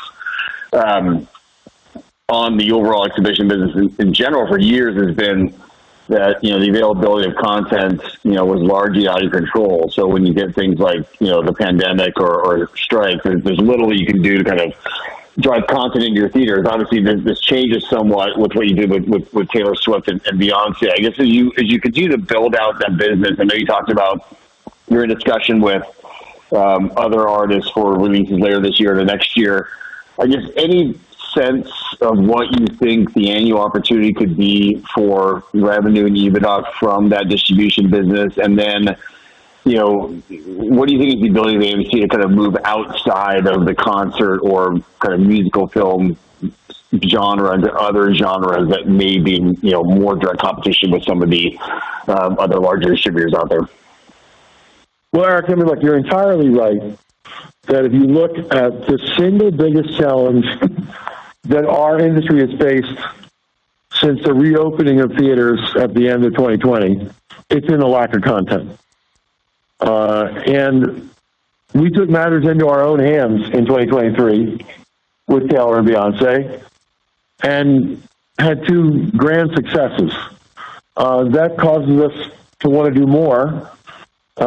We certainly got the attention of the best musical artists in the world. And so there will be more of those. I don't want to quantify it. I've got a good sense of it, but I don't want to quantify it quite yet.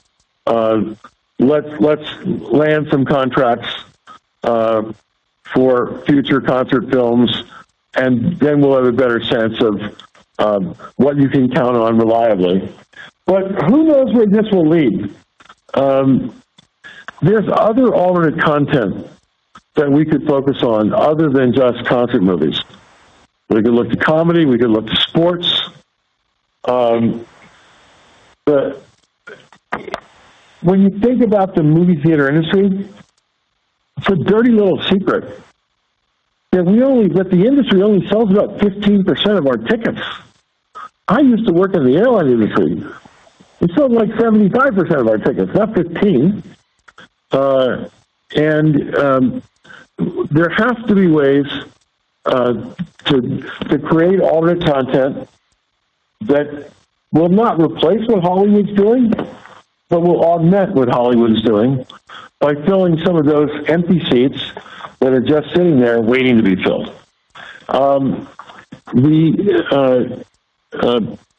It also does sort of cause us to think, what other ways can we generate movie content in our theaters inexpensively? I don't think you'll ever find a situation, where AMC is writing a check for $50 million or $100 million or $200 million to make movies. But there are some interesting ways to collaborate with movie makers to take movies that might not otherwise get made and get them into our theaters and into some other theaters of our friends in the industry, both in the U.S. and abroad. So this whole notion of how do we increase content is something that's completely in our wheelhouse, and it's a direct result of our success in what we've tried to do in the fourth quarter and succeeded with Taylor and with Beyonce. Thanks, Adam. Appreciate that. Thank you. I'll now hand the floor back over to. I'll now hand the floor back over to Adam Aaron to take some retail shareholder questions. Thank you. We'll take it, Diego. We have had retail shareholders send questions in. Sean, what do they want to hear about? Yeah, sure, Adam. So the first question is generally about the industry recovery, which we've certainly been talking about a lot today. But the question relates to, with players like Amazon and Apple entering this business, is it likely that we can see the release schedule really increasing past pre-pandemic levels in the future? Well, that's a good question. But before we talk about whether we get beyond pre-pandemic levels, let's talk first about getting to pre-pandemic levels. Because as we sit here today, the movies released by the major studios are down about 25% from the quantity of pre-pandemic releases. The good news here is, as you know well, in Moontucky, you're going to learn a lot when these guys are done talking about nothing. You're going to learn a lot. Good luck. Seize the opportunity for them that can come from achieving high theatrical grosses. And one studio after another is doing all of its power to increase their release schedules, to get the release schedules first back up to pre-strike levels, and then hopefully even higher levels than that, moving back closer to pre-pandemic levels. Yes, it's true. Apple and Amazon are making movies. They're releasing those movies theatrically. We're working very closely with each company. Happily so. We welcome them to the party. We have enough screens in our company and in our industry to accommodate whatever supply of content all these studios can produce, and then some. I would point out that one of the comments in my prepared remarks, it's so important, is we've done so much in the past 4 years to make this company more efficient. Our profit per patron is up 37% from where it was when we entered the pandemic, which means we don't actually need the box office to come all the way back to pre-pandemic levels. We don't need attendance to come all the way back to pre-pandemic levels because we're making so much more profit from each guest who is in our theater. As for whether, in fact, and when the box office does cross that pre-pandemic hurdle and crosses $11 billion, we'll all find out together. Great. There's related to that, there's some questions about diversification and what revenue diversification opportunities exist to grow and enhance our business. So I don't think anyone's worked harder at diversifying their revenue streams in our industry than AMC has in the past few years. And some of them have been quite high profile. Things like giving Orville Redenbacher some competition on the shelves at Walmart with our popcorn lines that we took to the home, which is selling extremely well at Walmart. And we just literally in these very months are in the process of having extended our retail presence to Kroger and to Publix. We also went up on the Amazon marketplace. So that's an example of diversifying our revenues. Merchant, we launched our candy line. I guess it was in December, I think, at our theaters. I've tweeted publicly about maybe coming up with a house wine or house beer.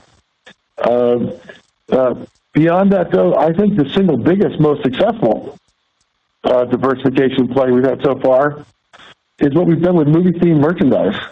As I said in the prepared remarks, we sold $54 million of it in 2023. Like 3 years earlier, we sold nothing. $54 million, that's nothing.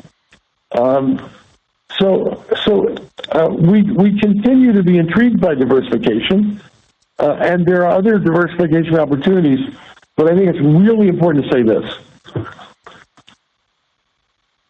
We work very hard to bring all that cash into our bank accounts, as you know. And 2024 could be a challenging year, especially early in the year. We need to husband all of that cash and treat that cash as being very precious because it's the thing which assures our survival going forward. Therefore, if we're going to look for diversification plays, we have to do so in a capital-light way. We have to be able to diversify, spending very little money to do so, because the smartest thing we can do with our cash right now is keep it for a rainy day. Questions here on loyalty programs. There's quite a few questions on the loyalty programs.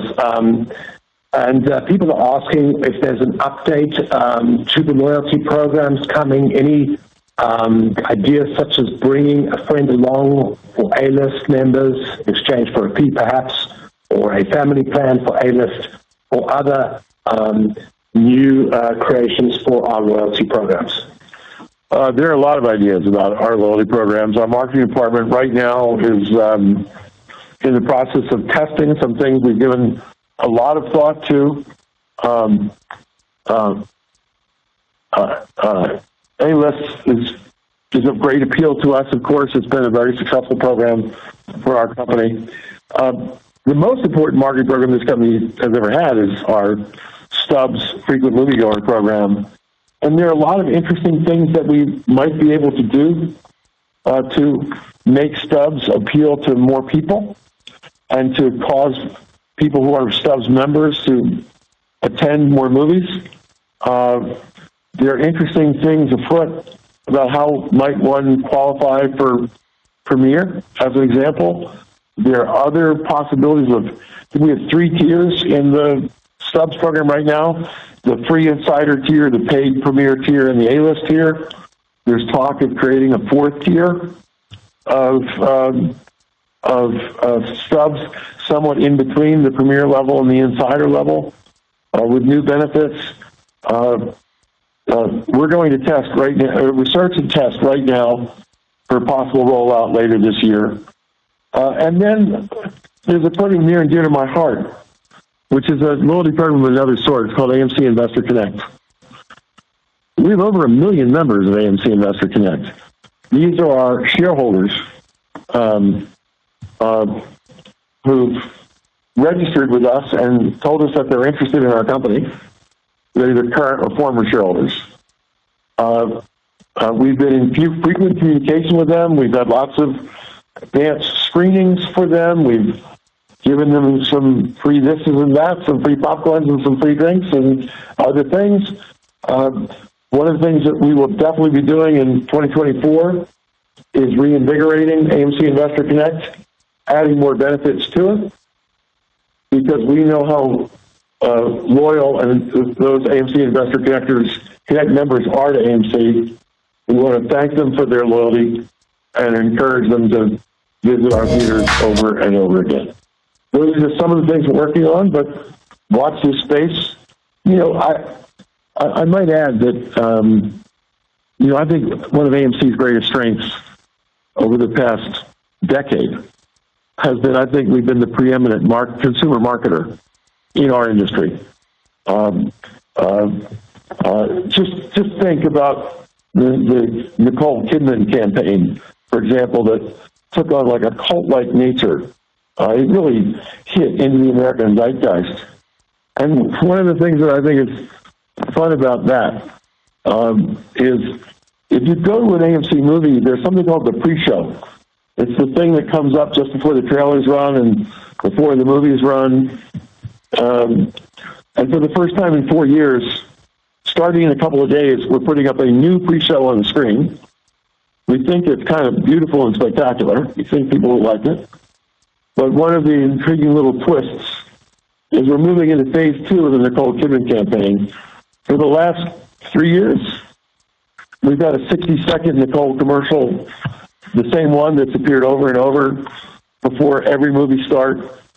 And starting March 1, we're going to show 3 different 30-second Nicole Kidman commercials before the movie starts on a rotating basis. You won't get like 3 in a row when you go watch one movie, but as you watch movies going forward, you'll see 3 different Nicole spots that kind of randomly will appear in our theaters prior to the show.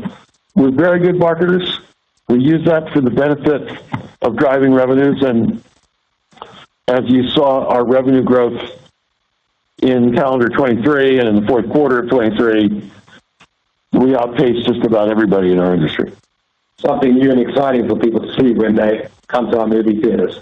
I think we've got time just for one more question, which is related to capital expenditure. And the question is, what is sort of the ongoing CapEx level that we would expect over the next 3 to 5 years? The questioner here notes that pre-pandemic we were spending around $500 million per year on capital expenditure. What should investors expect going forward? So for the past couple of years, we've been in a landscape of $150 to $200 million of annual capital expenditures. About 150 of that is to what we call maintenance capex, to just keep our theaters in good shape. You can't run a movie theater with a leaky roof, or an air conditioning unit doesn't work, or a projector that doesn't show movies. And then some of that capex has been used for enhancing our IT systems and growth-oriented projects, bring some spot acquisitions. You said we added 59 theaters into our system over the past several years. Some of our capex goes to bring those new theaters into our system. As you look ahead, those years of $500 million capex, those were in the days when we were, renovating, putting in reclining seats and 50, 60, 70 theaters a year. That spurt is way behind us. So I'd say that with one caveat, people should be expecting CapEx in the $200 million range going forward. And that caveat is this. Because of the tough years that we've had with respect to earnings over the last few years, we've put a tight lid on capital expenditures. It was crucial for us to keep cash in the bank and not necessarily spend it all.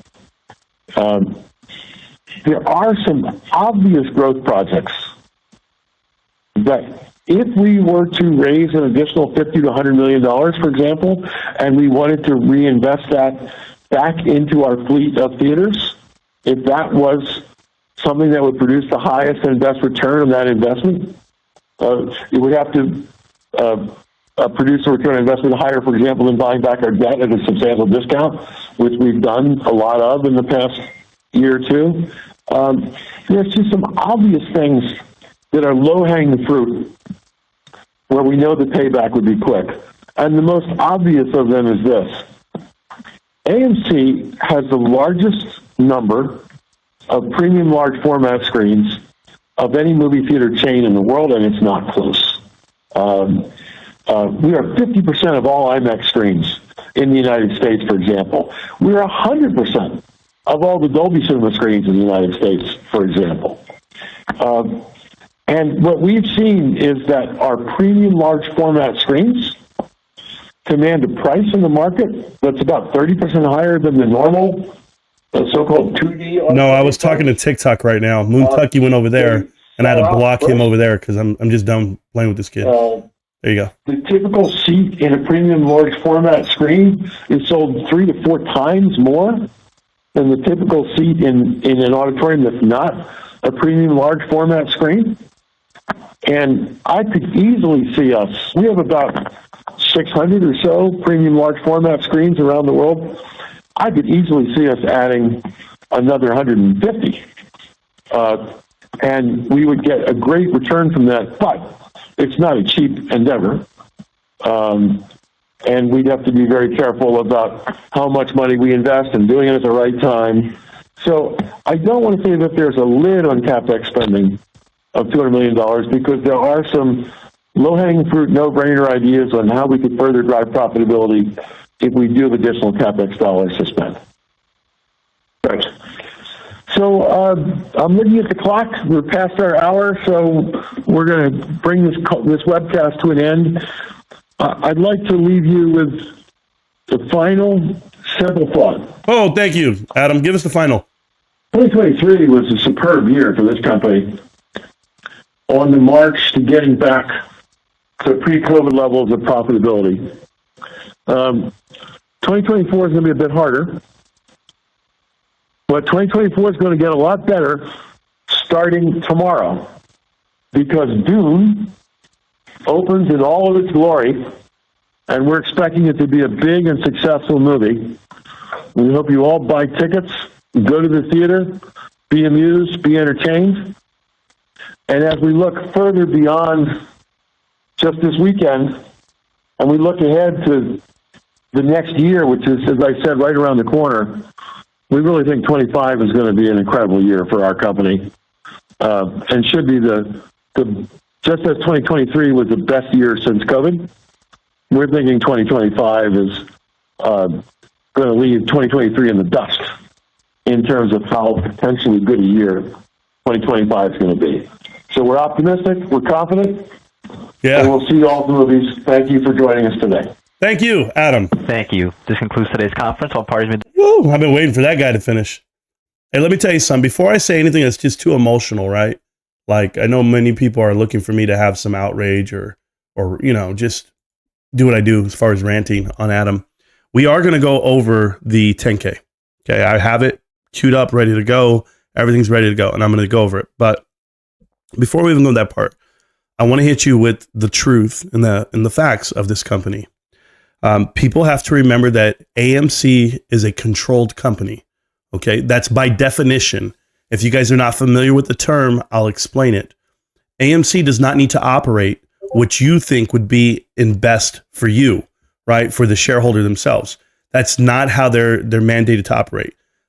They're actually, hold on, I just got a couple of messages here. More bullshit. Oh yeah. Are you? And more videos. Okay, I have to close my Discord only because it makes noise every time and I want to focus, but I got you. I'll read most of those messages that are coming my way when we get a chance, guys, when we hang out more often. But right now I got to focus on the 10K and go over it because the 10K does exactly what I said it would do. It's going to have the last 5 years listed like it should. You guys know I study 10Ks like every day, like literally for random companies. I just go in them and I tear them apart. I look to see like the differences. Like, and because you guys just heard Adam Aaron, I'm going to be able to play off of their ignorance and show you exactly how you're being manipulated and lied to. Because I don't need to hear that we're up year over year and or we're going to blame, like they just did. They blamed the strike of the movie theaters for the fact that they have lackluster numbers for 2023. But then you come out and you say 2025 is our year. We're going to kill 2023, right? But why wouldn't you be able to kill it this year on 2023 if the strike was the reason why you didn't perform well in quarter four? It's not that, because without Taylor Swift, without Beyonce, how bad is it? Apparently you're just the greatest thing ever because you developed 2 movies that didn't exist. But I will tell you this. They're a controlled company, meaning they need to operate what's best for whatever the board of directors feels. It has nothing to do with you as an individual. So they don't need the votes and they don't need public approval. The fact that he's taking a pay cut, hell, I can tell you a couple of different reasons why that would be there written on standard. I mean, you could equate it to this, taking a pay cut compared to what? 3 years ago? Because he's still overpaid from 3 years ago, from 4 years ago. But the fact that this CEO and chairman of the board for a multi-billion dollar company sends dick pics to a underage ballerina, or he thought got blackmailed. That's the decision making that I will never invest with, morally, ethically, and financially. So you can tell me that I can get emotional on that end. The fact that they don't address it the way they should, that no one's holding his feet to the fire. But what you see already prepping the language for a terrible 2024, prepping the language for the fact that he had to sell X amount of shares for what cash was. Let me tell you what was being said while he was offering up this company to develop money for it. I'll give you this example, shareholders, the ones that have believed in him since the beginning and or still believe in him today. He couldn't dilute this float because you wouldn't give it to him. So they invented APE and they took it from you. And then from his words to you, he tells you that if they didn't do that, they would have to file for bankruptcy because they would be $0 on that damn bank. Remember when he used to brag about having the largest treasure chest of cash ever? Cash is king. No, you know what the phrasing was back then? Choke on that. This is it. We're there. This is, what did he used to say? The other one, it was choke on that. And then the other one would be like, checkmate. Yeah. Checkmate on yourself. Because you offered up your whole company $800 million worth, and you wouldn't have the $800 million because your cash burn is what? The equivalent of $800 million.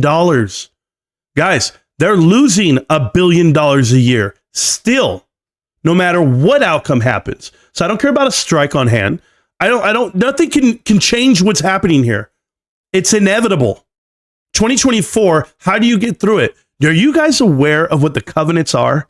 The covenants, and I'm talking about the suspended covenants. And for anyone that does not understand what the word means and or what these are requirements. These are requirements for a company when they borrow money. They agree to covenants on that money. It's called Covey Heavy or Covey Light. And the Covey Light loans of the past that had minimal interest rates on them don't exist because they walked into a buzzsaw of these inflationary times. Interest rates are the highest they've ever been. So when you're telling me you can't service your debt or you need to get more cash on books, because right now suspended covenants require you to have $100 million in the bank. That's the waiver total needed. Do you know what the actual total is? Like, because covenants are not going to be suspended come March 30th, March 31st. That's it. Boom. They go back into the play. Or do they? Or do they stay suspended? That's up to JP Morgan. And if JP Morgan agrees to that or Citibank agrees to that, if they don't, they can call bankruptcy on this company right now. You never make it to 25. I'm not going to invest my money. Listen to me, guys. If you're an investor and you want to play these games like you did with Bed Bath & Beyond, like Mullen Automotive, like this right here on AMC, you're literally investing into a company that is on the threshold of bankruptcy, flirting with it. And all he can tell you is, I'm holding, you're holding, we're all holding. Guess what? We're all going to go down. No, we're not. He didn't buy his shares. You did. He didn't put a single dollar into this company. You did. He hasn't bought shares for over 6 years. You have. He's been gifted shares. He's been gifted shares called PSUs. I'm not even mad about the RSUs. I can deal with RSUs all day. Restricted stock units is part of your pay package. I get it. But to have PSUs, as in performance stock units, tell me that you performed something, that you deserve a bonus of some kind, that's the part that kills me. When you've had $1.2 billion worth of losses over 2 years ago, another $900 million last year, and then this year $400 million. So you've lost $2.5 billion, and no one's going to tell you that you deserve what now? Cut and pay? You've already pocketed $100 million from retail, and your kids did as well. So there's no way on God's green earth. And then you're going to say you're going to hold the shares? Hey, earth to atom. You have to. Do you remember your bylaws where you have to own up to 5% or 5x of your earnings in shares? You can't sell? That's in those bylaws. Ask Sean Goodman. If these numbers are so familiar and so great, why doesn't he own any shares? These are the problems that investors are having with you and your double talk. That's all you do here, Adam Aaron. But I let you sit on it on your own because I'm going to show you something, guys. Not only is this a controlled company and they don't have to do what you think they should do. They'll never do it. They're never going to sell their shares, guys. Listen to me. They're never going to offer their company at $5 or offer the company before the stock split and say, you know what? Let me find somebody to buy these at 20 before we get a 10-to-1 reverse stock split and jump this shit all the way down. I already told you what the conversion was going to do. I told you what APE was going to do. I've been here that long. I was here before the June run up and I called it a pump and dump. I said, you guys see this stock? It's $15 a share. It's going to be a pump and dump. That's all it is because you can't move it. They can. So when it moved, who sold? Everybody, myself included. I sold June 2nd and June 1st, whatever it was. I've sold both days and I'm out and I'm looking at everybody like, are you guys paying attention? But have you heard me yet? He's still talking about Nicole Kidman commercials. He expects people to buy movie tickets to go watch a commercial. I'll see that commercial on CNN later. Adam Aaron, you can manipulate people. You can be magical all you want. And you can ride your lousy little 200,000 shares that you have to the ground. I don't give a shit. You've already stolen everything from everyone with the idea that you're still holding. You have no choice but to hold. Your shares are not all vested. You have to hold. You just can't magically sell them. But you guys are still opening up movie theaters? Here, I'll show you the 10K and we'll go over it line by line. And it's going to be rather embarrassing for you when you find out that people aren't as stupid as you think they are. They think you're dumb, guys. They really do. But you got guys like me, I have nothing better to do. So check this out. First, these are the liabilities and the requirements for this waiver, okay? We believe our existing cash and cash equivalents together with cash generated from operations, which we know there is no cash generated from operations. The only cash generated from operations are offerings, will be sufficient to fund our operations and satisfy our obligations currently through the next 12 months. We are subject to a minimum liquidity requirement of $100 million as a condition of this financial covenant suspension period under this credit agreement. And when does that end, guys? Look at this right here. The senior secured revolving credit facility on April 22nd, 2024. That's when you have that minimum requirement right there. We believe we will comply with the minimum liquidity requirement through the current maturity date of the senior secured revolving credit facility, April 22nd, 2024. How close are we to that, guys? They need $100 million in the bank. They raised this cash. Look at this. We have had cash and cash equivalents of $884 million. All right. So I'll play with you here, guys. First, we're going to go here. I wonder if I make it a little bit bigger. It's too big, right? At 250, is 250 too big? We'll see if this is too big. If it can't fit all on one screen, I'll put it down to 200. Oh, it can. Look at that. Beautiful. All right. Excuse me for coughing into the mic. But if you guys want to learn about 10Ks and how to read them and why we read them and why we go line by line, you're going to learn a lot right now. Okay. Now, this is going to be a long stream. Yeah, it has been a long stream. We would have been live for almost, 3 hours, and we're not going to stop now. So listen, the admissions that they've had in the past. This is 2019. You want to talk about this number like you were going to beat it before this strike happened, as if there was some movie out there, some magical movie that I don't know about that got pushed back. Did it get pushed back 2 years? Because you said 2024 wasn't going to do it, right? But look at this. $2.6 billion compared to the 3.3 what it was before. But we all know this is an inflationary dollar. Every single time they tell you, well, the dollars per patron are up, 20%, 30%. Yeah, it's called inflation. All right. It's the same damn popcorn. It's the same hot dog. They're not selling more. You're not selling more units. I guarantee you're not selling more units, but we'll still get there. We'll still get there because I'm going to show you something. How about food and beverage? Still beating you out at 17 over here, 1.7. You're close. You're getting close, but you're not going to get there. All revenues, you were down $600 million. And so for some reason, you think that you can still get there. Here's the unfortunate part for everyone out there that don't understand. This is going to be your operating expense right here. Look at this. In the past, the operating expense, $1.6 billion. You do more money now on operating expense, but if you guys heard them, since 2019 to now, they have closed over 10% of their movie theaters. How the hell do you close 10% of your movie theaters and your operating expenses go up? They're up. They're up from 5 years ago. I know, it must be the power of the dollar. At some point, you have to be able to cut out the losses. You have to be able to cut out those expenses, but you can't. Operating costs and expenses, you're sitting here at $4.8 billion. You don't generate that much. They were still generating a profit of some kind and operations even back then in 2019, $136 million worth of operations improvements. You're not. You're relatively flat, as you call it. But hey, this was the greatest year ever. You had Taylor Swift, you had Beyonce. And well, I don't know who lies to people, but I'm telling you right now, Beyonce did nothing. I don't know who's paying to go see Beyonce in the movie theaters, but I didn't see one thing on TikTok about it. And I don't see one video, and you can't even break down the admissions of it. If it were true and you actually could generate and show the profits of it, you would have broke it down right now in this earnings call. But you won't give the breakdown of how much you made off of Taylor Swift and Beyonce, because the truth is the profits aren't there. You lost $400 million and you can't explain it. But I'll let you keep festering off of it. Did you know right here? I'm gonna show you one right here. Watch this, guys. It's gonna be interest expense. Look at this. You see this? Interest expense. Okay. We've paid X amount of dollars. We've serviced our debt. Look at the interest expense. Do you know why $292 is what they used to pay in 2019? And now it's up $70 million? Because I don't care how much you pay off. Interest rates are sky high right now, meaning you can't survive this. You can't survive the interest. The interest alone is $400 million, $340 million.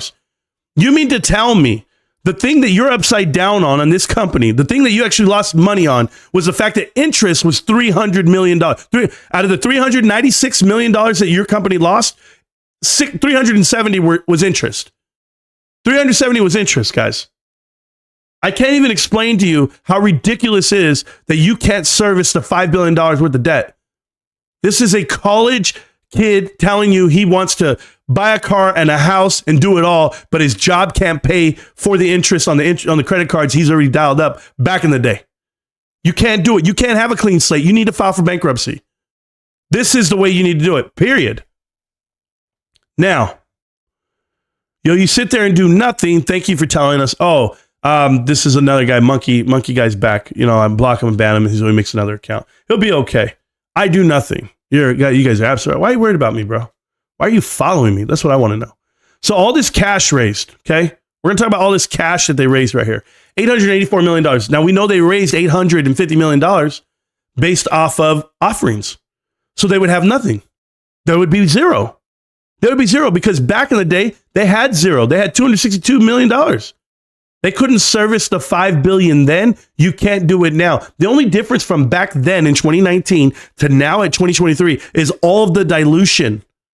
All of the dilution. You have to dilute. You have to dilute this whole damn company because look at the guys. I'm telling you right now, look at corporate borrowings from 2019 at $4.7 billion to now $4.5 billion. Are they really that low? Have they really serviced the debt? No, we're not talking about this trumped up pandemic and they got to get through the nightmare. That's fine. You had a nightmare before the pandemic.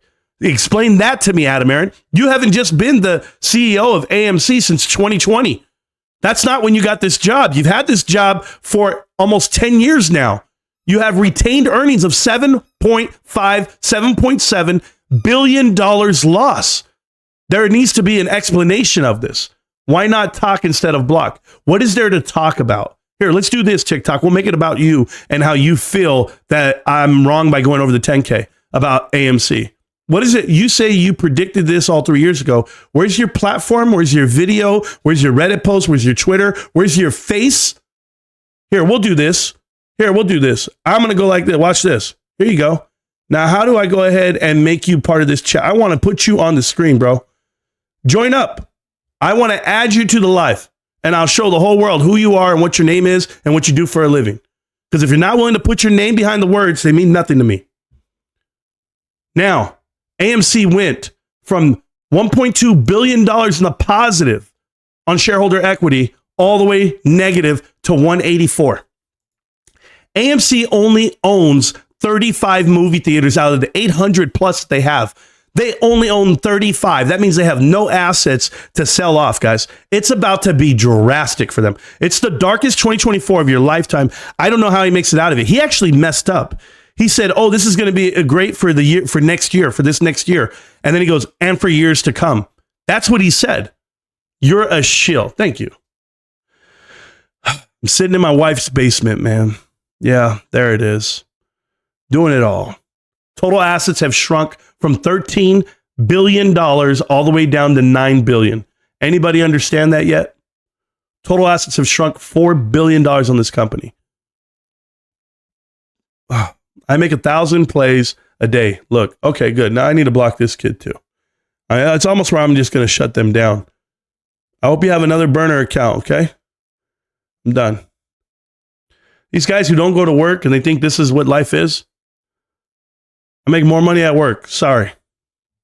Now, we'll keep going. Hell, he says CapEx. He's only going to spend $200 million. You heard him. So that movie theater is going to look run down. And those theaters are open, but guess what? They didn't spend money in the past couple of years. They used to spend $500 million. We'll see how it all works out for them. Man, I got a cramp, bro. Goodness gracious, in my lungs. Who knows? I was still going down looking for the covenant. I'm going through all this, but here I have it. I have like 3 screens set up. So I'm looking for covenants to be explained. I want to make sure that they have the details of it, but they don't, from what I can see. I have to go read into the annex of them, except for this one, the minimum requirement of $100 million during the suspension covenant period. And it's going to be reinstated right there, March 31st, 2020, or March 31st, 2024. So it's coming. And we'll see exactly. We must use substantial portion of our cash flow from operating to pay interest and principal in our indebtedness. Good. Which reduces and will reduce funds available to us and for our purposes of working capital expenditures, and corporate guidance. So this is all about covenants right here. They're going to have an issue coming up really soon, and I'm all for it. I really am. Let's see. We need to meet our covenants. There we go. All right, here's one right here. Let's see. Implementation. Let's go. Implementation of our key strategic initiatives, including premium, sight, and sound. Our upgrades, our auditoriums, our expenditures, cap expenditures are $225. Good. We may reduce. We cannot be certain that we'll be able to obtain new financing on favorable terms or at all. In addition, our covenants under our existing indebtedness limit our ability to incur additional indebtedness. Yeah, you can't take on more debt. They won't let you. The current bondholders won't. And the performance of any additional and improved theaters may not be sufficient to service. So he might not even be able to use that cash for it, is what they're trying to tell you. Right here is the headline. If you guys are not familiar, we can close that. But the headline's here.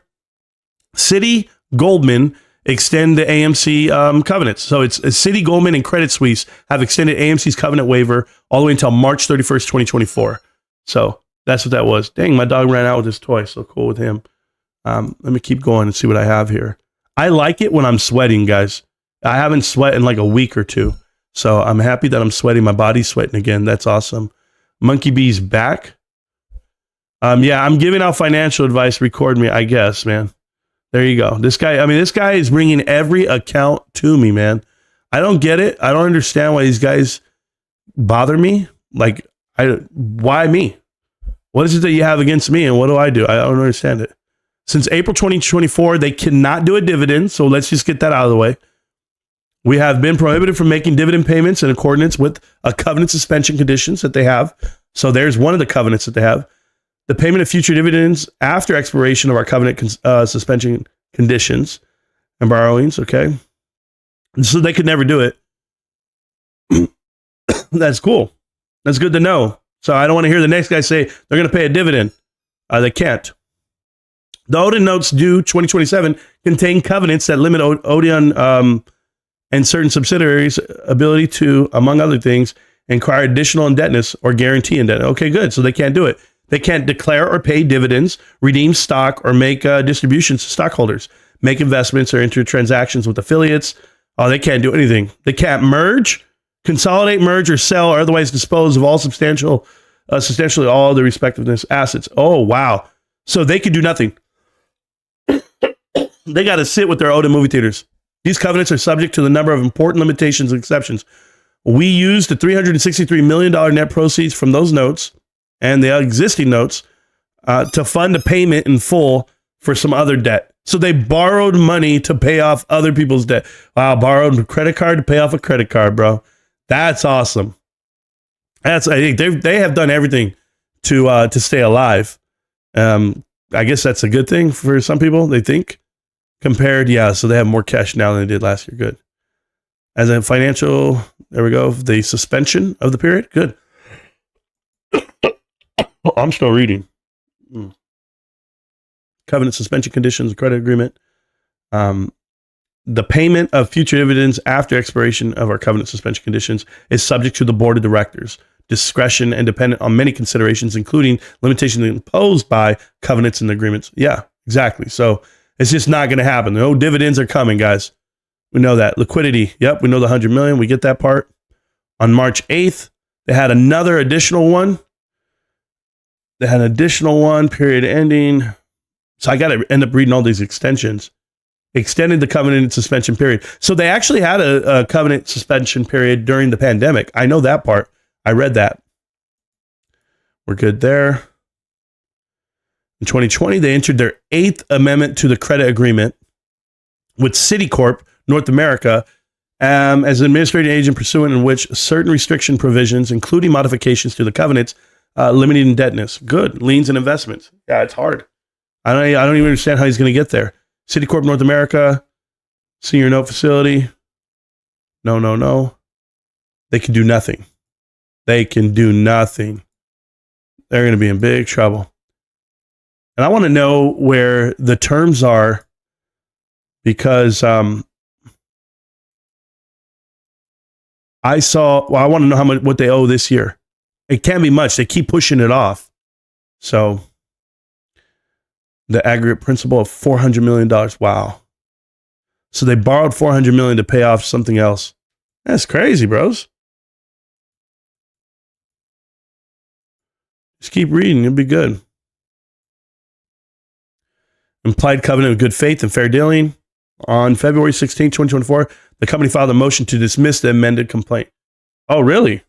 So this is one of their cases here. So on August 14, 2023, they have putative class action on behalf of the ape holders, captioned Simmons versus AMC Holdings, filed against in the Delaware state. The Simmons action asserts and claims, settlement payment, share litigation, violates the certificate of designations and governor. Yeah, you won't win that one, bro. The apes are gone.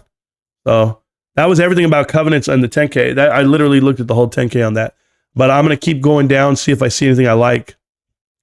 They're going to be in big trouble, which we kind of already figured. But I want to see where the debt is. U.S. markets, year to date. Adjusted EBITDA. I hate all that crap. And yes, I read that where someone said whenever Charlie Munger hears EBITDA, he just thinks it's bullshit. That's it. Because it's either you're profitable or you're not. That's it. Either you can make a profit or you can't. But everyone tries to do the profit minus, it's earnings before interest. That's what it really stands for. And the unfortunate part is there's There's no such thing. You got to service your debt. Total revenues increased $900 million or 23% during the end of December. Okay. It says right here, and due to Taylor Swift, the increase in attendance was primarily due to the popularity of the film compared to the increase in average ticket price was primarily due to the higher ticket price of Taylor Swift. Cool. So they're not going to break it down for you, though? They're going to tell you how much? They know. They have to know. They have to keep track of that, even for her. Total other theater revenues increased $56 million. So it's just Taylor Swift. You think Taylor Swift ran this whole damn world here? That's crazy, bros. Operating costs and expenses increased 10%. Even though you shrink your footprint 10%, it still increased 10%. That's not good. The impairment charge, who knows whenever it's really going to kick in for these guys. Those theaters are not making money as they are. I don't know when they're going to do some type of appraisal on the company itself. There has to be a goodwill appraisal done. So we'll see what the number says. If it says $2 billion, then tell me how when the market cap's terrible on this company. So that's my problem.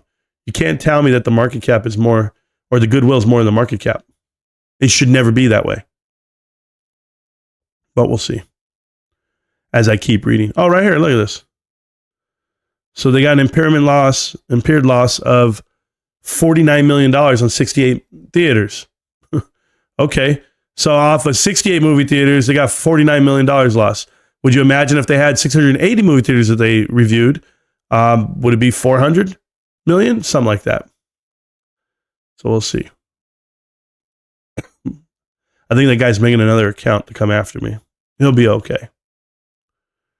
The extinguishment of the notes. No, I'm fine. I'll start reading the questions you have in the chat in a minute. I'm just going over this really quick. Interest expense. Oh my God. It's terrible. Terrible. Especially if you like Highcroft mining. Terrible. So this 10K is usually around 240 pages or something. But I'm going through it. I know what I'm looking for. That's why I can scroll past a lot of this stuff. Or maybe I don't. Maybe I'm just terrible at what I do. Who knows? Can't tell myself I know what I'm doing if I don't. Who's going to be able to tell me otherwise? Don't care about that. There'll end up being lawsuits in here, about 6 of them against Adam Aaron. Here we go. This is what I want to see. Wow, they did it again.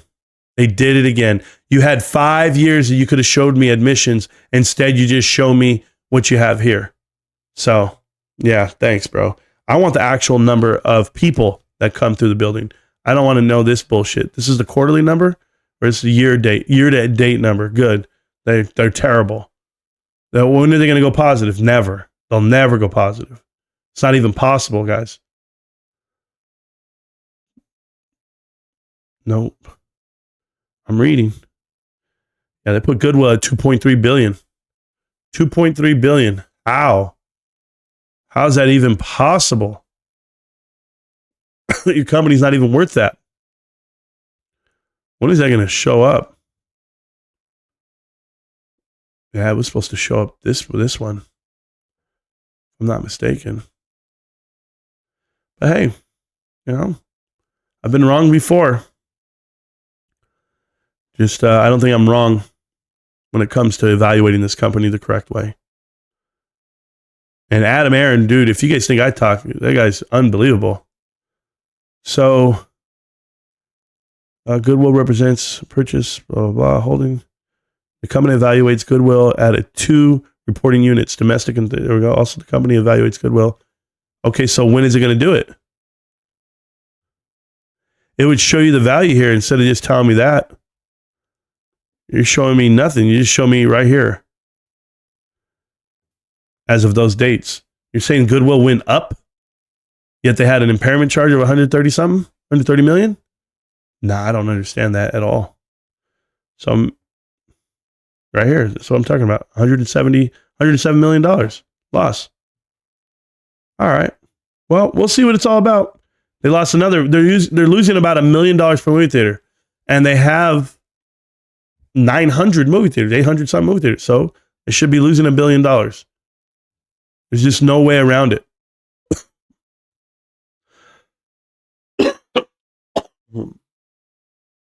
We'll see. We'll see when the number actually is done. I'll tell you after this year is, guys, I don't see how AMC gets past 2024. I'm just going to tell you that right now. I'm looking at this any way I can.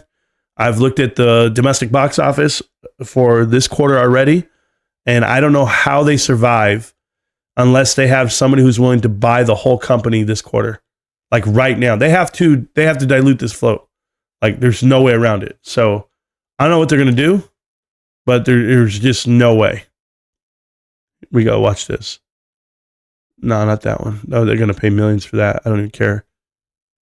These numbers are going to be in here somewhere. The number I'm looking for a certain number. And if they're not going to show it to me, I'm going to have to go find it. Oh, here you go. Operating leases. 2024, the highest it's going to be. It is the highest that it will be in the next 5 years, 2024, right now. The year that they're making no money at all, they have to pay $920 million worth of operating lease payments. There's just no way. No way they're going to be able to handle that. And I'm just letting you guys know. It's about to be bad. Additionally, they have to pay operating lease payments, 15.7 and 4.4. So you add those together, 19, 20, yeah, 20.1. Not good for them. But hey, they received a buyout from a landlord. The company received $13 million buyout incentive from a landlord, which provided the landlord to terminate the lease in one theater. Oh, awesome. That means they want to get rid of them. I don't think that's going to help you guys, though. Nope. Property owned? They literally only own $62 million of the property. That's terrible, man. That's terrible. For a company that's been around for 103 years, they own nothing. Think about it. They don't even own $1 million for every year they've been in business. 103 years they've been in business. They don't even own $63 million worth of property. I mean, that's a terrible track record. Oh. I'm looking for a number, though, and I don't see it. I just keep going past all this stuff. I don't care about this stuff. Oh, here's some good stuff. It hit the back of my throat. That's what he said. All right, so it's coming up right here. Oh, there it is. Look, millionaires. $2.8 billion in 2026. How the hell are they going to pay that? There's no way. There's no way, and there's no way I can keep talking without water. I'll be right back. I can't even click. Oh, man. Oh, this is bad. Oh. I'll be right back. I can do it a different way.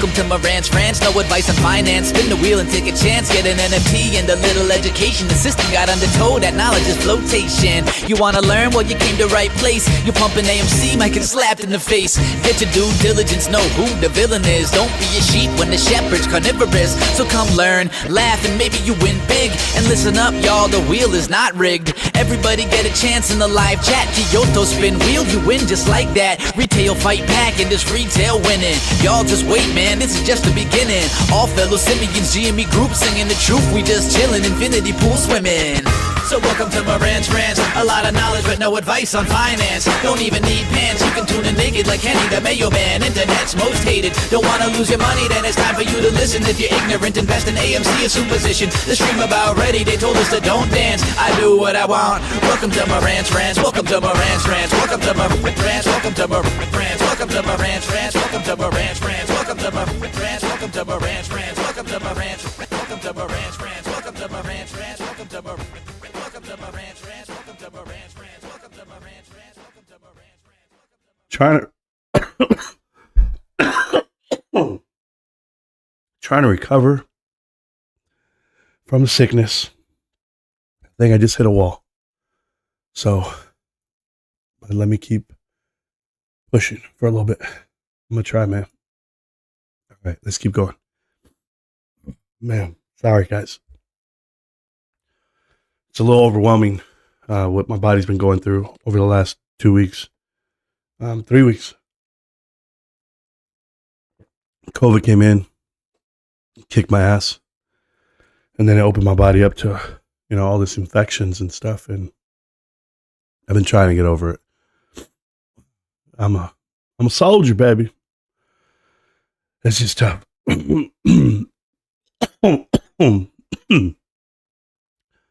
So right there, Citicorp loaned AMC $2.2 billion in 2019. That's when you knew they were going under. So give them money at the end. Those are what you would call, junk bonds, because there's no way they can service them. They have no path to recovery. And the covenants alone puts weight on the company, weighs them down, pushes them down. So that's what I see. But we'll keep going. Now I'm going to read the chat, and then I'll get out of here. It's not a problem, guys. I know a lot of you guys worry about my health or whatever, and it's okay. I got to go to dinner tonight, I'm pretty sure, and I got to go to bed soon. I got to work in the morning. Actually work at 2 a.m., so that's always fun, these no sleep. But I'll do the best I can. Yeah, the company diluted their float. They did a stock split, a reverse stock split, and they're going to do another one coming up. You guys don't know this part, but when the price gets so low from the dilution they're going to have to do this year to raise more cash to offset the cash burn of quarter one. They're averaging about $1 billion worth of expenses a quarter. So $1 billion, $1.2 billion of expenses a quarter. How much cash do they generate, or how much do they make back up on themselves? They don't. So they're not going to be able to service the $1.2 billion basically on average. I don't care about the PSUs and the granted and the nonsense. They're all overpaid. Every single one of these guys overpaid. If Adam Aaron really wanted to show you that he's in it with you, he would have taken pay down to $1, like a lot of people do. Ryan's got you beat. He gets paid $0. But that's the difference here. This guy can't really walk away from the $13 million that he makes each year. So it's all bullshit. It's all for show. It's all for theater, literally for theater. So that's it. I mean, I could read this line for line, but it's not an investment that I care that much about. Just enough. But look right here. It reflects the number of shares and performance goals. I mean, look at this. I mean, look at these shares that they'll end up getting. I mean, it's gross. So those performance goals of 260,000 shares, it's just ridiculous, man. It's not what you think it is. So this company's terrible investment. Yeah, I agree. I just got a message, and I'm with you guys. All right. So that being said, I'm going to read the chat, and I'm going to give you best energy, best show I can moving forward. If you guys have any questions and or input, feel free to do it. Don't worry, I'm not a quitter. So there you go. Guilty people keep talking. Yeah, they all do. It's terrible, man. Asking for another $50 million from the shareholders. Oh, it's going to be worse than that. They're going to dilute this float even more. They have the ability to dilute again all the way through. So there's nothing that's going to change here. AMC movie is gross. Never supporting them. I'm support GameStop and get Stellar Blade once I finish Final Fantasy VII Rebirth. You know, it's a game that I would think I'd want to play, Final Fantasy Rebirth, but I don't have the energy to play video games right now other than what I do play, my current ones that I play. But my boy's playing like crazy, so got him, I buy him new stuff every day, and I got my nephew some games too. So Dune in my head already half a year ago. If I ever watched it, I will watch it in the lobby of a waiting room, pretty much. Yeah. Are you listening, people? Model 3 dude knows. Yes. I know my stuff. You think I'm short AMC? The other guy over here says this man is short AMC. No. If I were to buy puts and or short that stock, I would have been a millionaire 3 years ago because I knew what it was then. And I just leave it alone. They can actually suspend covenants again. Yes, Amber, they can, depending on what the banks allow. As you can see, the money's not due till 2026. So they can allow them to operate this whole time. What AMC can do, if they allow that, if that's within it, they're just going to go ahead and take in, what they can as far as, bonuses, things like that, actual pay. Jake says, give me a lock. Jake, your lock for what? For sports betting? You're talking about Rico knows, probably, not me. So your lock would be put everything on the Detroit Pistons, bro, to get cheated out of another game like they did the other night when Monty Williams was complaining to the refs. But you guys know I don't follow sports. I don't watch that crap. Adam Aaron is definitely not the first one who is short on his own company. Well, he's technically not allowed to do that. So Bitcoin's back up to 62,000. I heard it's been pushing. Word I was looking for. Another long Marantz live stream. Yeah. I mean, we're at almost 4 hours now. Do we all only have 51 GameStop shares? Yes. Got my entertainment for a few days. There you go, Brian. You're going to love it. If cash is king and they don't have much of it, they don't have a clear path to profitability. That's literally the nail in the coffin. Guess what? GameStop has a ton of cash, which makes them king. I mean, could you imagine if GameStop had a cash burn of $500, $600, $800 million a year? Could you imagine? Is anyone aware that GameStop has zero cash burn? Annually, zero cash burn. They might have some for a quarter, but annually, they have zero cash burn. They literally have a $300 million cash increase year over year. And you're going to find that out in about a month. It's going to be phenomenal. I'm going to sit here and be like, yeah, I told you 1.5. And everybody's going to be like, what are you talking about? 1.5 billion. You'll see. Why are you in AMC in 2021? Serious question. T. Adams, a lot of us were. A lot of us that were in AMC, you saw the commotion that was forming because of what GameStop was. You saw people buying into AMC. When I bought into AMC, my initial buy-in was 10 shares. And I bought in for 10 shares at, I believe, $10 a share, somewhere in that range. $10.35 or something, not too much. I then sold all of those shares when I saw Adam Aaron do his interview with Trade Trades. The minute I saw him talk for the first time, I sold everything I owned. I didn't trust him. I didn't believe him. I thought he was a liar, standing there, sitting there. The way he manipulated words and phrasing, it was selly to me. And I just know the truth. Like if you're a CEO and you believe in your ability to generate profit and or be a fundamentally sound company, you wouldn't talk the way he talks. You wouldn't talk at all, being honest.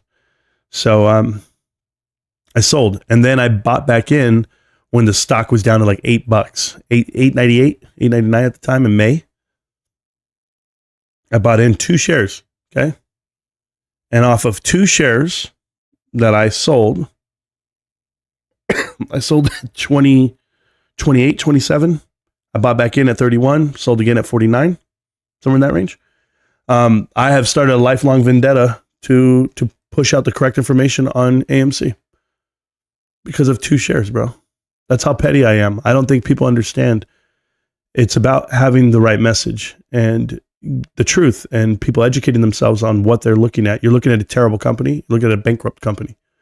So that's why I take the time out of my day to give it the energy it needs. Come on, honey. Grab the kids. I'm taking us to see the latest Nicole Kidman commercial.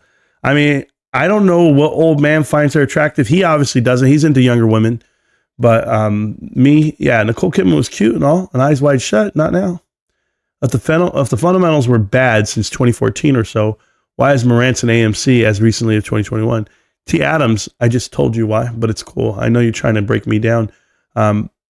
It's one of those things where you guys act like somebody hasn't changed their information and or their approach to investing over the last 3 years.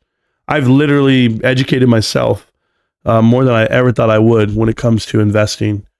And it's not just about fundamentals, right?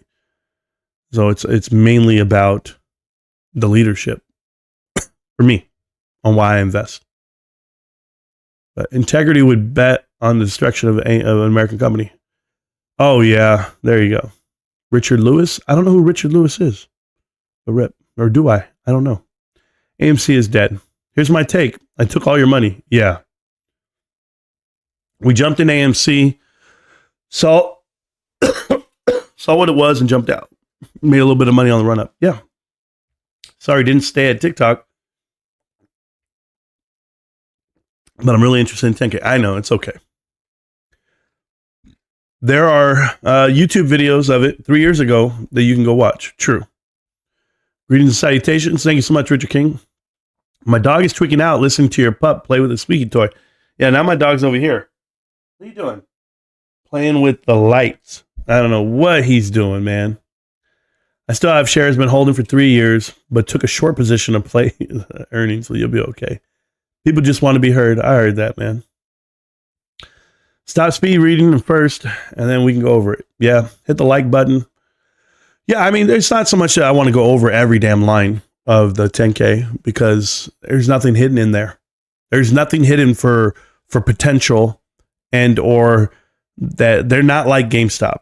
Just listen, guys, I'll tell you right now, you listen to some other earnings calls and you'll find out that GameStop's different.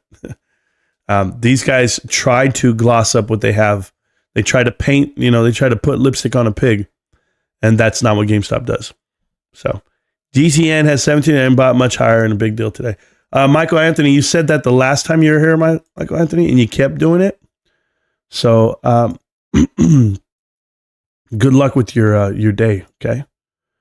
When you keep pumping out the same thing every time you walk in, it's going to be pretty tough for you to operate in these channels. I'm eating pecans and almonds, test my allergies. So there you go. I'm beyond hyped. I don't know what it said here. It said, I'm beyond hyped for GME earnings. Lo, I'm more than hyped. I'm ready. I've got my suit ready. I've got my helmet ready. I've got my life ready for that earnings call. I want to give a shout out right now to the 1,938 people that have come on YouTube to watch the stream. Really appreciate you guys. We've had a good day so far, with the exception of TikTok and these nerds who come at it, but we're cool. A real company. There you go. Yeah, they are a real company. GameStop is. AMC can ask for a Fed bailout like the banks and automakers. No. And what was I looking for? Yeah. How's operating leases higher when they have less buildings? Well, that's just because of the interest rates of what the current rates are. So I don't get too caught up into that. But what I was looking for was the attendance records. I'm going to go find them. I will. I'll take my time with it. But I want to show people the drastic difference from 2018, 2019 to 2023 on attendance. I'm telling you, attendance is down 80% over the last 10 years. And that's because the movie, going to the movies to watch a movie is down, i.e. it's an industry killer. There's no increase there because no one's doing it. The kids aren't doing it. They're streaming at home. They're doing what they call Netflix and chill. And I hope you know what comes with that. AMC did not make a profit. They lost $400 million. Okay. Running back to 9 to 10. Yeah, I don't talk about that stuff either. Yeah, Ryan Cohen takes on no salary and actually buys his shares. Yeah, I thought he was going to announce that he's buying shares. That would have been the move that I'd be like, oh, you punk. Because then that would have been like, he's just doing it to save face. But even he won't put money into this company. So that kind of tells me everything I need to know. You see, there are real leaders and fake leaders. Like I think this is why a lot of military people can see the difference, with the exception of the Marine and whoever else is out there that invest into AMC can't tell the difference between real leadership and fake leadership. There's no doubt in my mind that the way you carry yourself and the way your message comes across, the inflection in your voice, Adam Aron's a complete scumbag, right? Like, he doesn't have it in him to be that vocal leader or lead by example. It's like a guy who's never lost, and he's been able to manipulate people to get where he's at. He didn't earn a damn thing, so he's not going to earn my respect. I can just tell you that right now. Don't type anymore, guys. Oh, you're trying to get me to go home. That's what you're trying to do. I know your tactics, Amber. You don't want people to type in the chat so that I can leave and stop reading chat. I already know, because you guys are worried about my health, and you guys want me to get up out of here. But I know better. The moment Adam Aron flashed his underwear, I realized I was dealing with an idiot. Sure. Ron, I'll fight you. There you go. What do you think about Wizza stock now with today's prices? Nassar. Wizza. You mean the one stock that out of nowhere, Lou versus Wall Street started talking about it one day, and by the next day he had an interview with the CEO on his channel? Yeah, he actually had an interview with the CEO set up that day.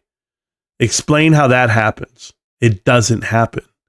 That's not a stock you buy. By the way, it pumped for the week. They did a split. I think it was 100-to-1 reverse stock split. It's absolutely wild what that stock is and that investment is.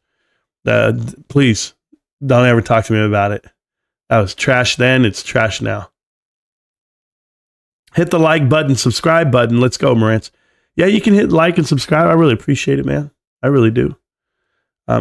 Can update us about Wizza stock, please? I already did, man. I told you it's terrible. I don't ever want to hear this guy. Thank you. I wouldn't want to hear me either, especially if you're invested in the nonsense. So there you go. Yeah, people don't remember Wizza. I do. I do remember them. And is it Wizza or Wiza? I forget how I pronounced it at the time, but it's not an investment I would make, me personally. All right, well, it worked out. I get to take off. I really appreciate everybody being here for the live. I have been live for 4 hours. Thank you, guys. I'm going to get my voice back, drink some more water, relax, chill, probably go to bed because I got to get up soon. But thank you so much for the earnings, guys. Obviously, AMC's not what they wanted them to be. Adam Aron's a fake rah-rah guy. He doesn't inspire anyone. But I will tell you, break it down systematically for your friends and for anyone who has questions. Just know they're a controlled company. Okay. And if you don't know what that means, go look it up. Go look it up into the prospectus of 2013 when this company went public or became this traded company on the stock exchange. It's not what you think it is. Okay. So good luck. It's Pokemon Day at GameStop, sure. Ammo, get at me, Ammo. Wake me up, Ammo. You know the drill. 2 a.m., man. I expect a phone call.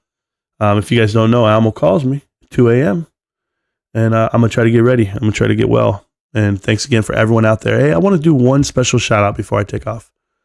There's a young man by the name of Brady Frost.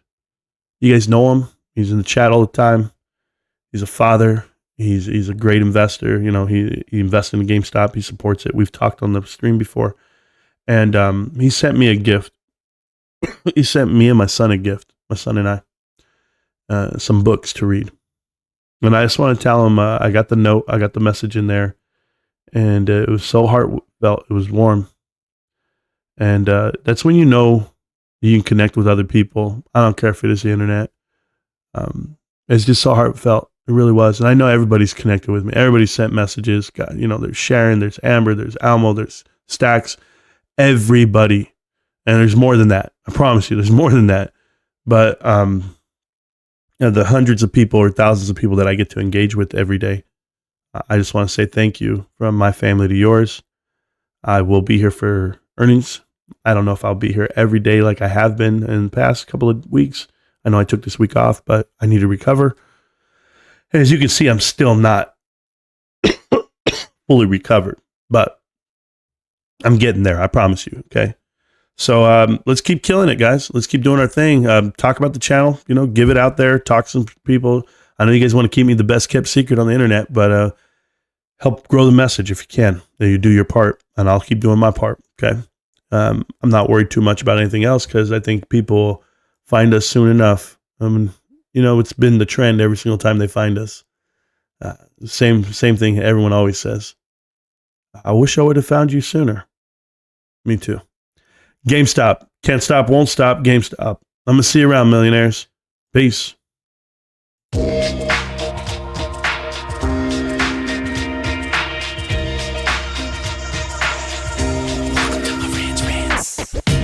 Welcome to Marantz Rantz, no advice on finance. Spin the wheel and take a chance. Get an NFT and a little education. The system got undertow, that knowledge is flotation. You wanna learn? Well, you came to right place. You pumping AMC, might get slapped in the face. Get your due diligence, know who the villain is. Don't be a sheep when the shepherd's carnivorous. So come learn, laugh, and maybe you win big. And listen up, y'all, the wheel is not rigged. Everybody get a chance in the live chat. Kyoto spin wheel, you win just like that. Retail fight back and this retail winning. Y'all just wait, man, this is just the beginning. All fellow simians, GME group singing the truth. We just chillin', infinity pool swimming. So welcome to Marantz Rantz. A lot of knowledge but no advice on finance. Don't even need pants, you can tune in naked like Henny the Mayo Man. Internet's most hated. Don't wanna lose your money, then it's time for you to listen. If you're ignorant, invest in AMC or Superposition. The stream about ready, they told us to don't dance. I do what I want. Welcome to Marantz Rantz. Welcome to Marantz Rantz. Welcome to Marantz Rantz. Welcome to Marantz Rantz. Welcome to Marantz Rantz. Welcome to Marantz Rantz. Welcome to Marantz Rantz. Welcome to Marantz Rantz.